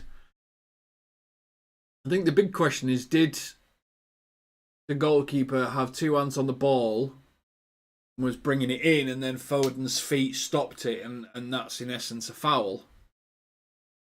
I don't think it's offside. No, because if you look at it, if you look at the last line of Robertson's foot,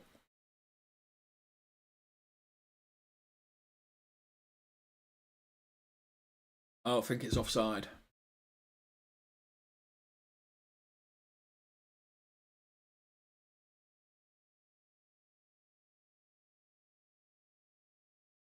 You guys must be ahead of me because I haven't seen it given yet. Certain a goal's given?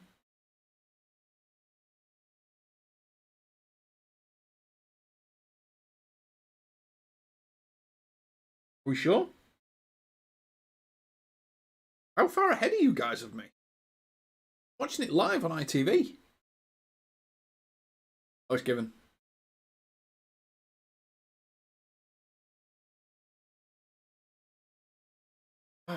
It's an interesting one, that.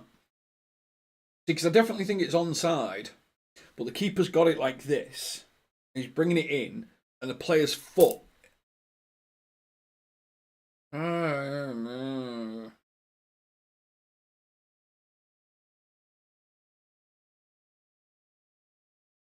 Oh, I'm not sure on this one. I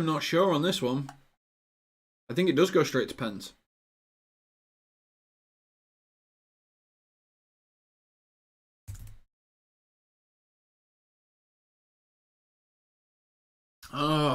Gundogan on for City.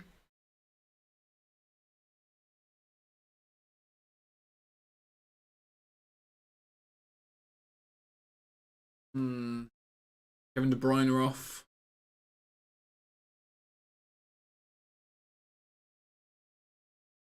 Harvey Elliott on.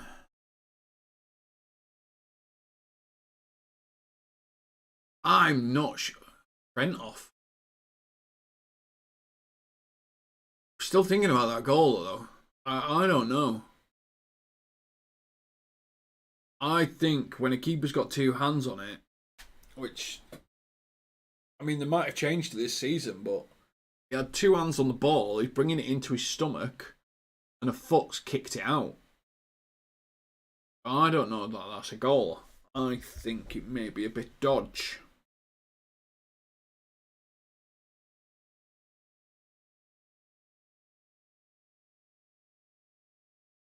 Yeah, everyone in chat saying thought he had two hands on it. I mean, I did think he had two hands on it, but maybe it's been deemed as he didn't have control of the ball.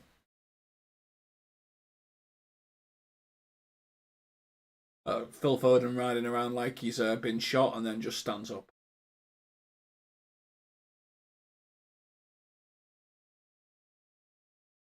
You ring it when you go into a reception, and the next word is end. Adrian the plunger. seems to have pulled up shit. I think he's a bit unlucky there. I do think he's a bit unlucky there. But I've got to be honest, I'm a bit... do you know what? I'll let him have it because he has played well, Adrian, today. And I don't think it's a clanger. I think he was unlucky, so I'm just going to let him have it.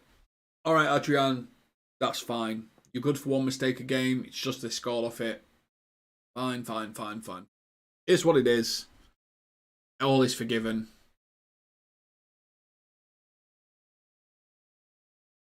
Sort your crap out.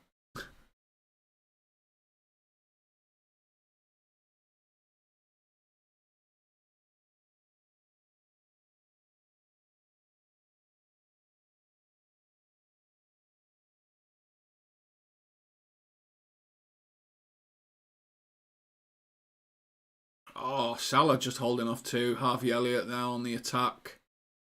Feeding it to Nunes. Nunes first time cross. You see, he didn't look then with the first time cross. He just tried to pass it. And I think this is going to come over time. This is why I think he's going to be given time to fit into Klopp's system. Because he didn't even look at it. He's trying to play the system and the position and trying to think, act without thinking. But I think he's got to learn some of these things because he didn't look beforehand. He just ran and passed.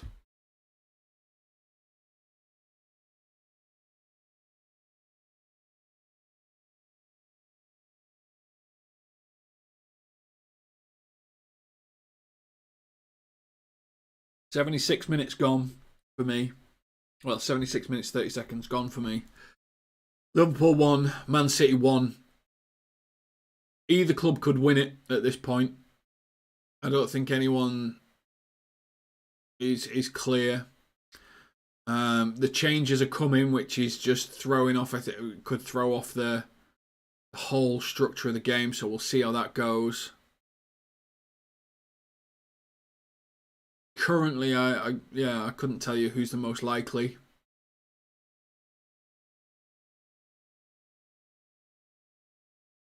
Alvarez looks decent, to be fair.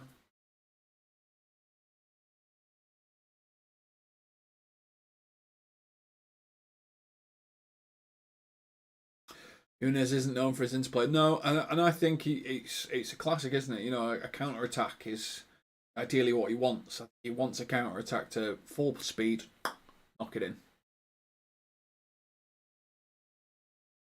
Still can't stop thinking about Nunes and Kyle Walker in a race. And the way that Nunes just kept running into the path that Kyle Walker was trying to take. Just forcing him to stop running. Like, it's such clever play at full speed. It's stuck in my head. Just how many people humiliate Kyle Walker in a sprint where he's got to give up, and Kyle Walker had to give up because he ran out of room. That's how good that was.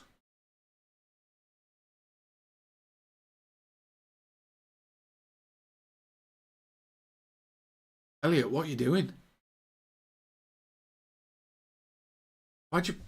Elliot, what are you doing?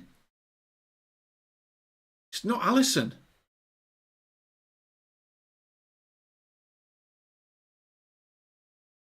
Millie's come on for pens. Nunes needs to learn from Salah and Thiago that the most important contributions you give are away from the ball. He's trying to do cute passes and looking to be the target that he's trying. Yeah, I kind of agree.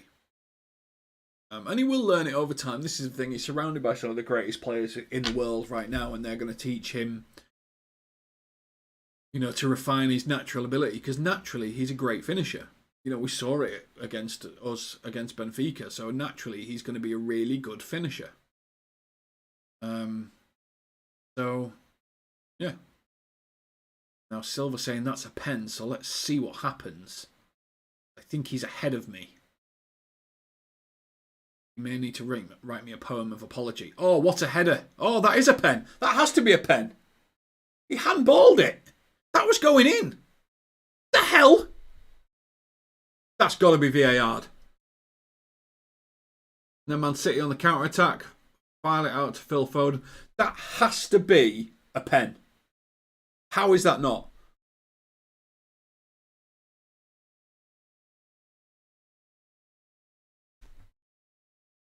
Clear goal-scoring opportunity. His arm's in an unnatural position. His arm's out here. He blocks the ball. That is a pen. That has to be a pen. That is a pen. A stone wall. Because that's going in the net. That is blatantly going straight into the net. He has absolutely screwed Ederson with that. Just bosh. In volleyball, that'd be a great. It must be. It has to be a pen. It has to be a pen. I'll tell you right now, if Adrian doesn't get the foul, and that's not given as a pen, that is blatant favouritism. Absolute blatant. Because his hand is in an unnatural position. He has blocked the ball with his hand.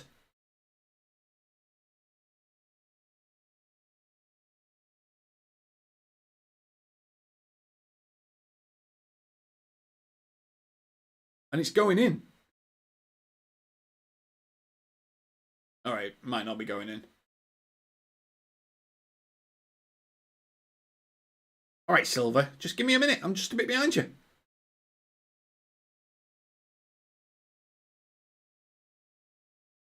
Blatant pen. There is a guy in the crowd going mental. There we go. Darwin Núñez. He didn't need to shoot for goal. He just needed to shoot for the outstretched hand of the greatest defender of all time. Man City say Diaz is. Interesting. Think you'll find... thank you, Silver.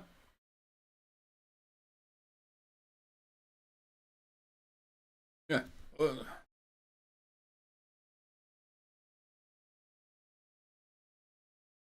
What's interesting is that handball stopping clear goal scoring opportunity? No, he took the strike actually. He blocked it. So I think if it had been on target and it had done it, I think it'd have been off as well. I think that's how it compounds. But because it was off target and he blocked it with his hand, I think that's why it's not. But it's nice to see Mo get off the mark. Hopefully. Because Mo's not, I don't think Mo scored in pre-season, so I'm hoping, he's got a bit of highlights put in his hair, hoping, just bangs it in. Just gets himself off the mark, gets himself going, everything's peachy in the world. Come on, Mo. Salah taking a big run up, slams it, bottom corner, Mo Salah. Welcome to the new season. Get in! He doesn't miss. Does not miss, but that was beautiful. Just his usual run up, his usual Mo run up, jump out, running towards central, and then just right in the bottom corner. You see, this is why Jen has a picture of Mo Salah as her icon in a king thing, and just slams it in the bottom left, bottom right. Get in. Again, this isn't about the cup for me. This is just about telling City, it's our year. Are you ready for us? And they're not. They're not ready for us. There is nothing I have seen so far in their full strength 11. And we had, Calamity Adrian in goal, the plunger. There is nothing I have seen that makes me think that they're going to dominate. They have gone down a level. And I would say they were, if you're talking about 1%, I would say they were 1% above us when it came to league football. And I think they have gone down by losing Gabriel Jesus and by losing Sterling.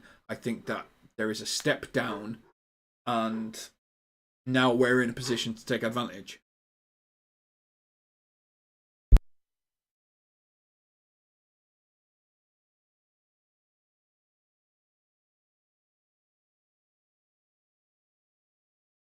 Liverpool 2, Man City 1. I need to get on the score. Mo Salah. Now, can Man City get an equaliser and take this to pens? Where Ling Haaland? Where is he? And this is going to give us a great chance to counter-attack. It's going to give Núñez a great opportunity. To hopefully sort of... Sterling is more effective than Grealish in your opinion. It is a statistical fact, Nick-Nack, that Sterling outperforms Grealish in every category. It's just Grealish cost 100 million and is sponsored by Gucci. That is it. That is all Man City want him for. They don't want him for footballing ability, because if it was all about footballing ability, they'd have thrown money at Sterling. Salah now driving past Cancelo, and just sort of the confidence is now coming out, of the team. Milner to edge of the box. Naby driving into space. Corner. I'll take it. Liverpool going for a third. Haaland's been too static. This is the problem.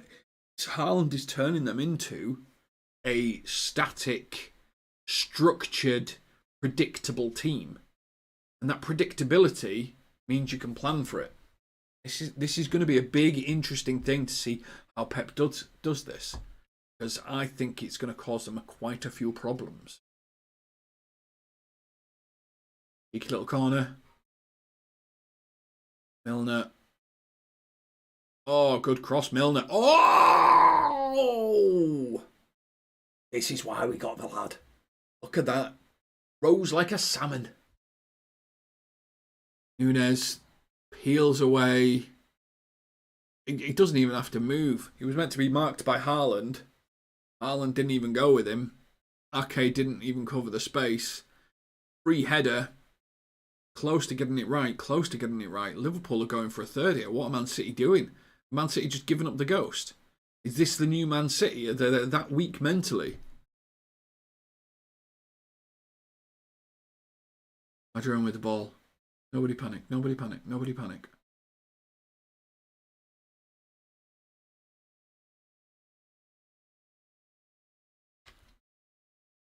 Robbo.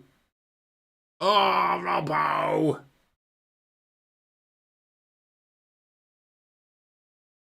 You're not prime Roberto Carlos. You're a Scotsman, for God's sake.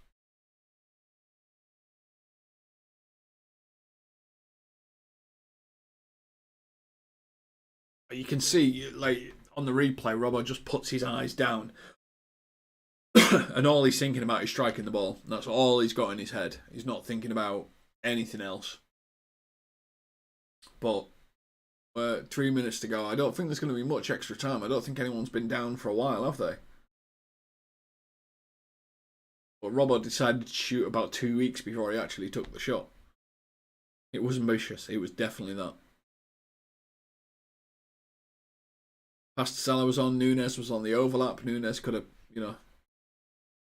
so many different options, but he just made the decision that he was going to pass. Matip doing Matip things. Naby Keita now we're driving him again. Ooh, great block from Nathan Ake. Great block from Nathan Ake. Oh, big V down. He got punched in the face, I think.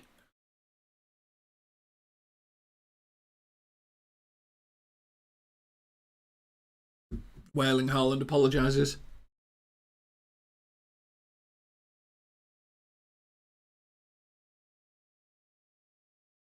What has Haaland done today? He has hit Van Dijk in the face. That's it. That's all he's done. He's not done anything on the football pitch so far. Klopp giving Carvalho a reverse hug, let him know that he still loves him. Diaz off. What a game, Diaz. You are on for a hell of a season. Just because he's not scored or got an assist or anything like that does not mean he's not been sensational today. Been absolutely on it.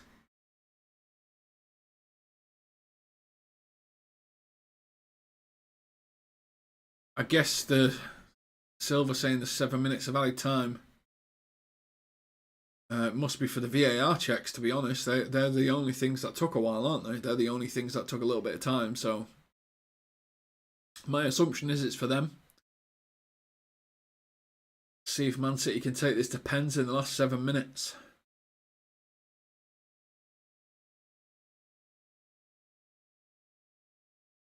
City now on the attack. Oh, that's a good ball from Carvalho. Absolute brilliant. Creates space. Bernardo Silva chips it in. Haaland. Big foot up. Matty would have fallen on the floor. Would have got a free kick. City trying to ping it around. Trying to create an opportunity. Pinging it around quite well, actually, on the edge of the box. 7. It must be from the VAR checks. I mean, both of them took a while, didn't they? 7's a bit excessive. But, you know, they need Man City to score, so.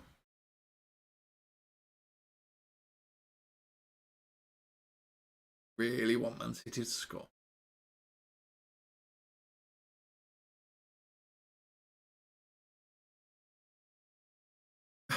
Do you know what? I'd agree with you. I'd agree with you, Adam. I think we've been the better team today. They had a period in the first half, so the second half of the first half, if you know what I mean.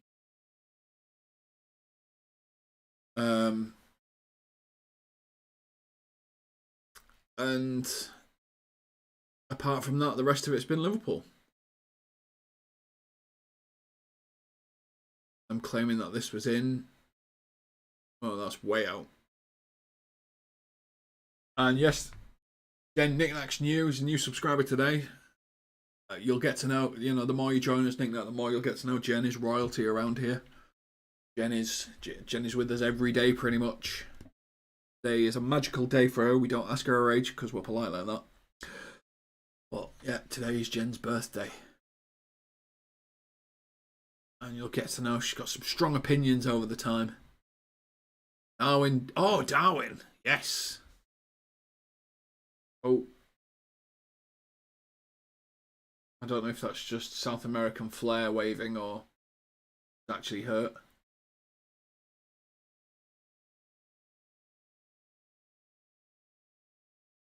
Didn't look like it was anything bad.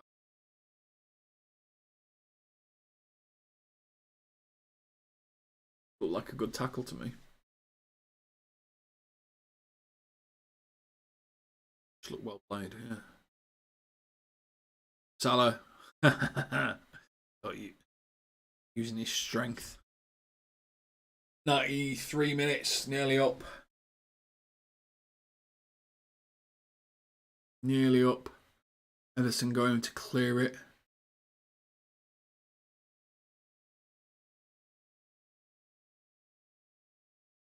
Oh, header clear. Darwin coming up. Oh, Ederson just gets there.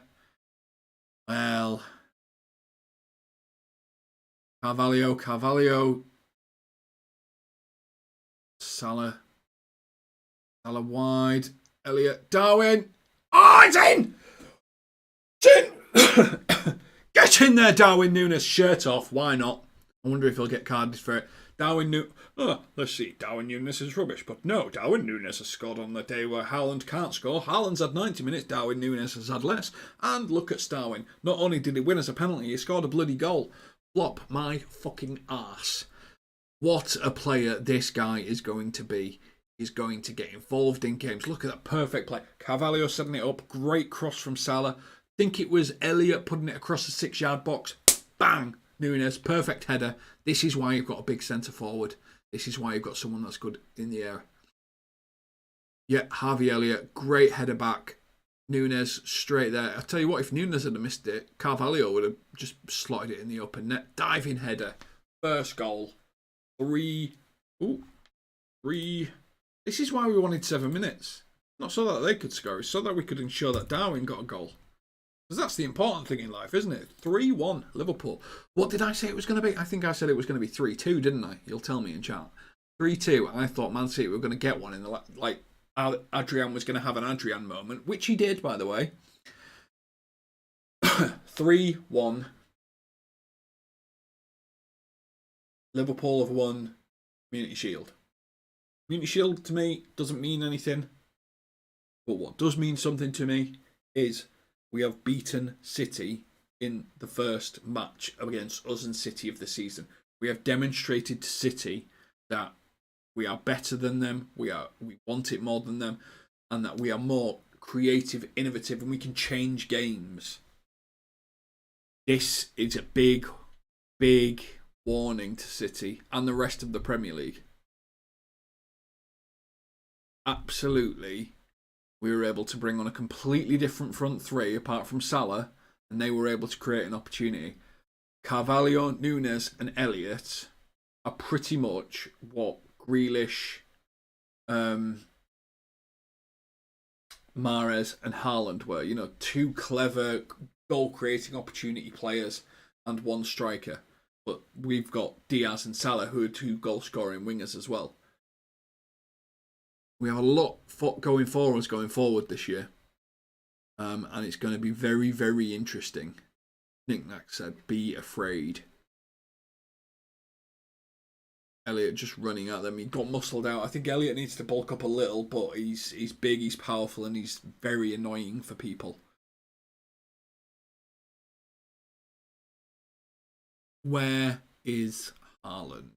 Wailing Haaland. Has anyone seen him? Has anyone seen this superstar? Because Liverpool... Oh!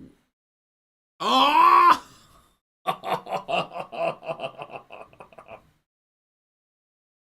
Oh. Oh dear. Oh dear. And Silva's got it right. Sterling won't miss that. I think he was offside, to be honest. Yeah, I think he was offside. But that would have been my prediction, bang on. 3-2, with Adrian having an Adrian moment.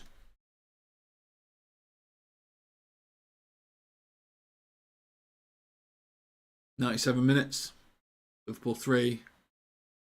City 1.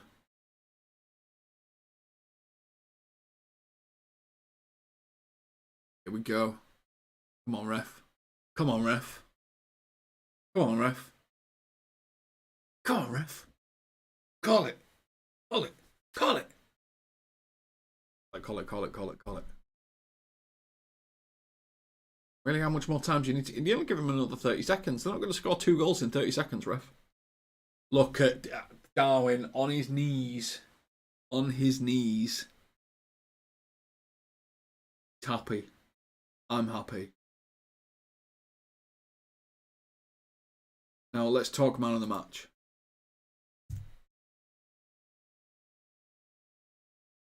Let's talk man of the match.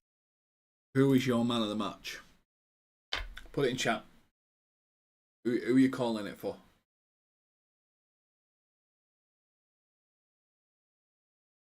Unbelievable, Jeff. Who is your man of the match for this one? Liverpool 3, Man City 1. Liverpool have won. I think it's the third time of asking.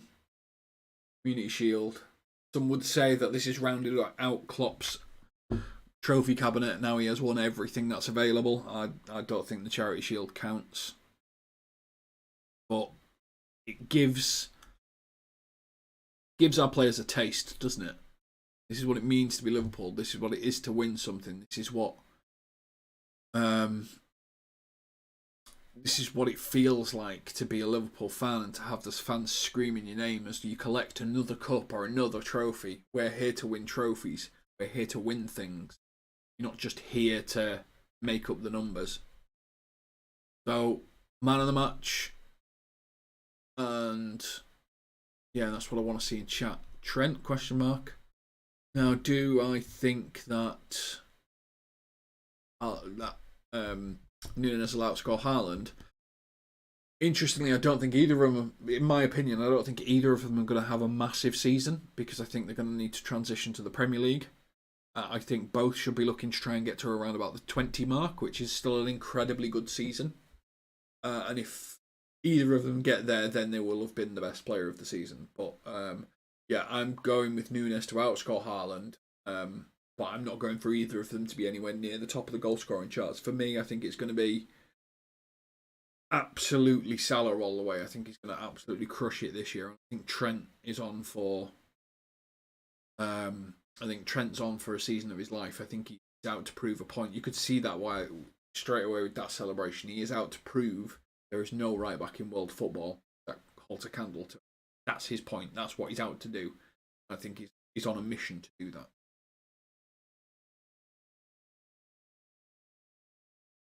I think Trent earned the Purple Heart for this game, but Núñez gets it for scoring with it. Blocking play. Giving man of the match to Núñez. I mean, it was 1-1. He came on and essentially took over and won the game. How can you not? Thought City were average. I thought City were average.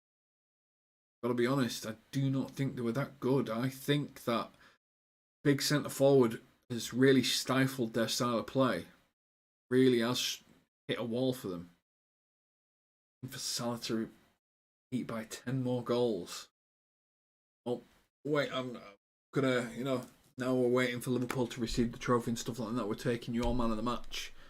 Núñez seems to be the popular choice because he won the penalty, didn't he? And then he scored the goal that put them out of sight. So, Núñez, your man of the match. Is it Trent? Trent was the one that sort of got the first goal. Or is it someone else? Man of the match in the comments, please. Liverpool 3-1. Liverpool win the Community Shield.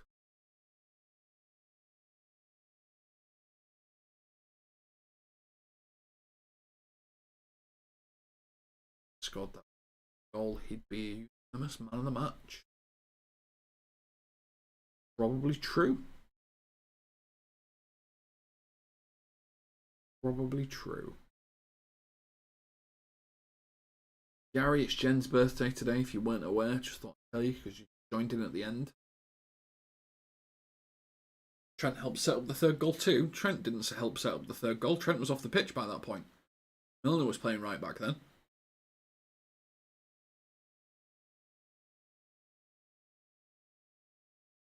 Salah. Third goal was Carvalho to Salah. Salah to Elliott. Elliott heading it to Núñez. Núñez diving header in.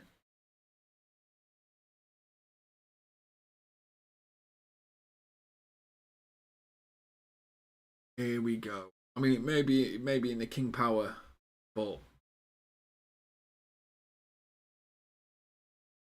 is this what sets the tone? Is this our tone for the season? Is this what's going to happen now? We have won FA Community Shield, but for me, we have beat City. That we have told them that we're here, we're ready. Yeah, we've lost Mane, but we've got a plan, we've got a solution. We've got Diaz, we've got Núñez, we've got Carvalho, we've got Elliott. All these players are ready to, stand up and make a big difference. You've gone with a big centre forward and have fundamentally changed how you play. What we will do is we will train our centre forward to play our way. He will take over from Firmino and he will add something extra and something different. Firmino was brilliant in the first half, by the way. Brilliant in the first half. The amount of times he just ruined City's entire rhythm was just fantastic. If you didn't watch it, just look at the amount of times that he won the ball. I think he won about 6 different tackles in their half with their defenders on the ball. And if Darwin can learn half of that, he's going to be one of the most complete strikers in this league. I think that's what Núñez has an opportunity to become. A complete striker. A striker that's got everything to his game. So, we win. Take the accolades that come with it. Move on to the next one. And for me, I want the Premier League. I want the Premier League 1 in front of the fans.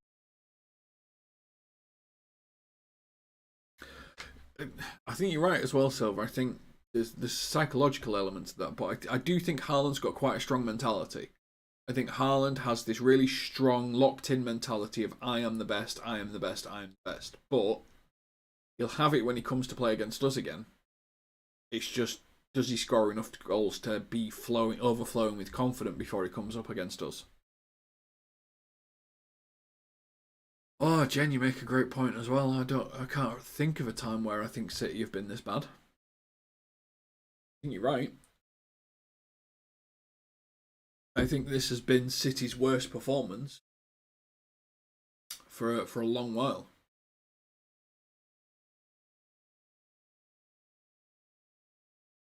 For a long while. But yeah, I think Trent is ready for a big season. I think Salah's ready for a big season. I think they want the Premier League. I think they want to send a message. A bit like when we lost the Premier League last time, when we lost the Champions League last time, we came back with so much ferocity the next season. We absolutely dominated everything. And I think the fact us dominating everything is an actual real opportunity for us. I think we're in that mindset. And you've got to remember, last season we still won 2 cups. So, yeah, let's get our little plate.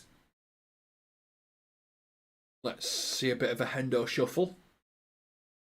Then I'm going to go get some tea. Thank you for everyone that's joined us, by the way, today. I've really enjoyed some of the chats. I have enjoyed creating warehouse items out of Liverpool players. I think we've agreed that Adrian is the plunger of the group. So, in terms of a household item, Adrian's a plunger because, it may unblock something, but at the end of the day, it could still pull up some shit. So I really liked that one.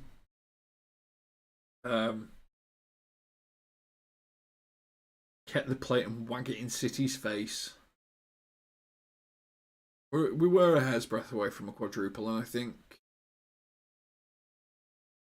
it's just we're that good. But this is the thing. I think City will be worse this year. I think we will get a gap. I think we will build a gap. And I think we will be able to have the freedom to actually focus on everything. So if we're ahead in the league, we'll be able to rest some players, focus on this. I think City will implode in the league. I think they're all out for the Champions League. I think they're absolutely all out for the Champions League. And that's great for us because we can take the league. I think we're ready to take the league by storm. Thanks, Jen. Always appreciate it, Nick. I'm glad you found us. We've got some great contributors on here. There'll be another chat straight after mine, as they do a deep match preview. 4 of the guys coming together, just sort of breaking it all down. Please make sure that you tune into that. I'm not on that one because I've been going for 3 hours, and I think that would be ridiculous to do more. But yeah, please, really glad that you could join us, Nick Nack. I'm going to be doing a few more watch-alongs this year. Me and Louis are going to be spreading it out between us a little bit more. And with Liverpool in 4 competitions, and I definitely think that we can deal with that. Waiting for us to get the trophy now. This is what I'm going to close out. I'm going to close out on the trophy because we deserve to close out on the trophy. Look at Ian Rush there. He's like, yep, we absolutely screwed them. Do you know what? As much as I don't care about the Community Shield and stuff, us losing the last 2. I mean, we lost the last one to Leicester. As much as we've not won it, it's just nice to win it, isn't it?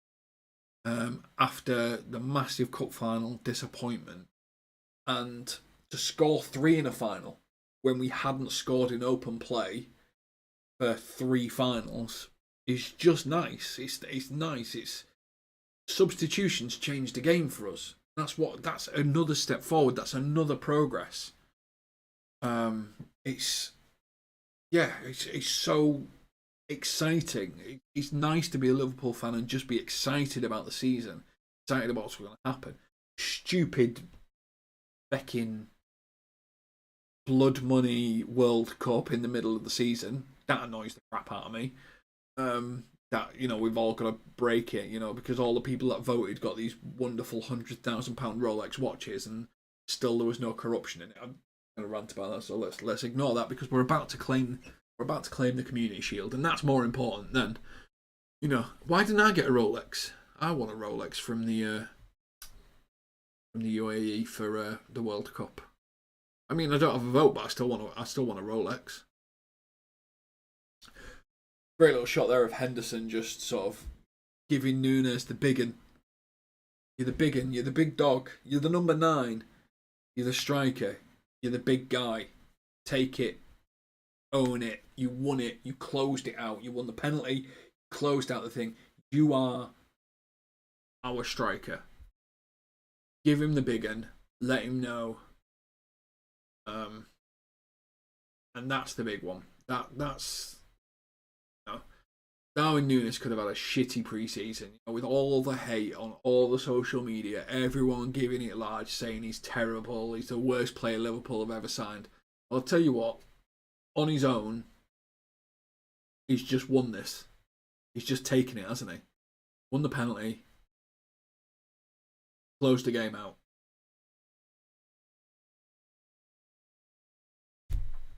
That's not bad for the worst signing in history, is it? I very much, I'm sure Jack Grealish should wish that he could do that, but all he can do is play a bit part role in a Premier League winning season campaign, and then call out Almiron as a bad player, which is utterly horrendous behaviour, and absolutely wish nothing but the worst for Jack Grealish after that behaviour. And if anyone's playing Fantasy Premier League, Almiron in pre-season has got 8 goals and 2 assists. He has been on fire for Newcastle. He has taken this to heart and he has driven it seemingly in the right direction. So if you do have a Fantasy Premier League, 5 million Almiron, he is absolutely ripping it apart. He is definitely worth a cheeky little add into your Fantasy Premier League. Couple of red flares going off. It is soon to be presentation time. Klopp, the man, the myth, the legend. Big hug for Ian Rush. Big hug for whoever that is. Pep Linders is just mental, isn't he? Pep Linders is like he's won a competition to be there and has just always been there. Just happy to be around, but yeah, no, this is, I think, 5 million Almiron. I think Newcastle are not going to be terrible, are they? And if he's playing all the pre-season and he's creating all these opportunities and scoring goals, get him in, because let's face it, Chris Wood ain't going to score goals in that Newcastle team. Chris Wood's not going to score goals in the Newcastle team. So if Almiron is having that good a pre-season, get him in your Fantasy Premier League. That'd be my advice.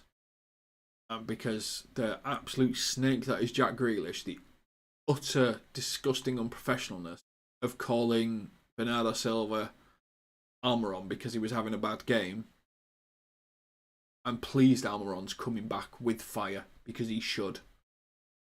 Liverpool players getting their medals now. We're going to close out the stream when Liverpool lift the cup. We're going to see a Hendo shuffle. Then we're going to be done. Then we're going to be out.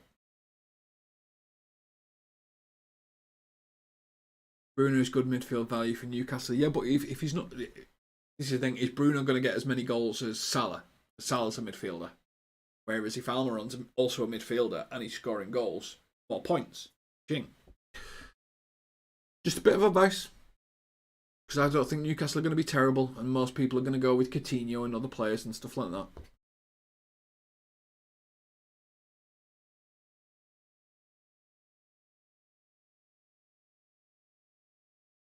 Thank you, John. I'm pleased that you believe we're a dead channel and we should quit. I don't think we will be, but I appreciate your opinion. Here we go. Liverpool coming in. Endo shuffle. Oh, boom! There we go. Absolutely smashed it. Absolutely smashed it.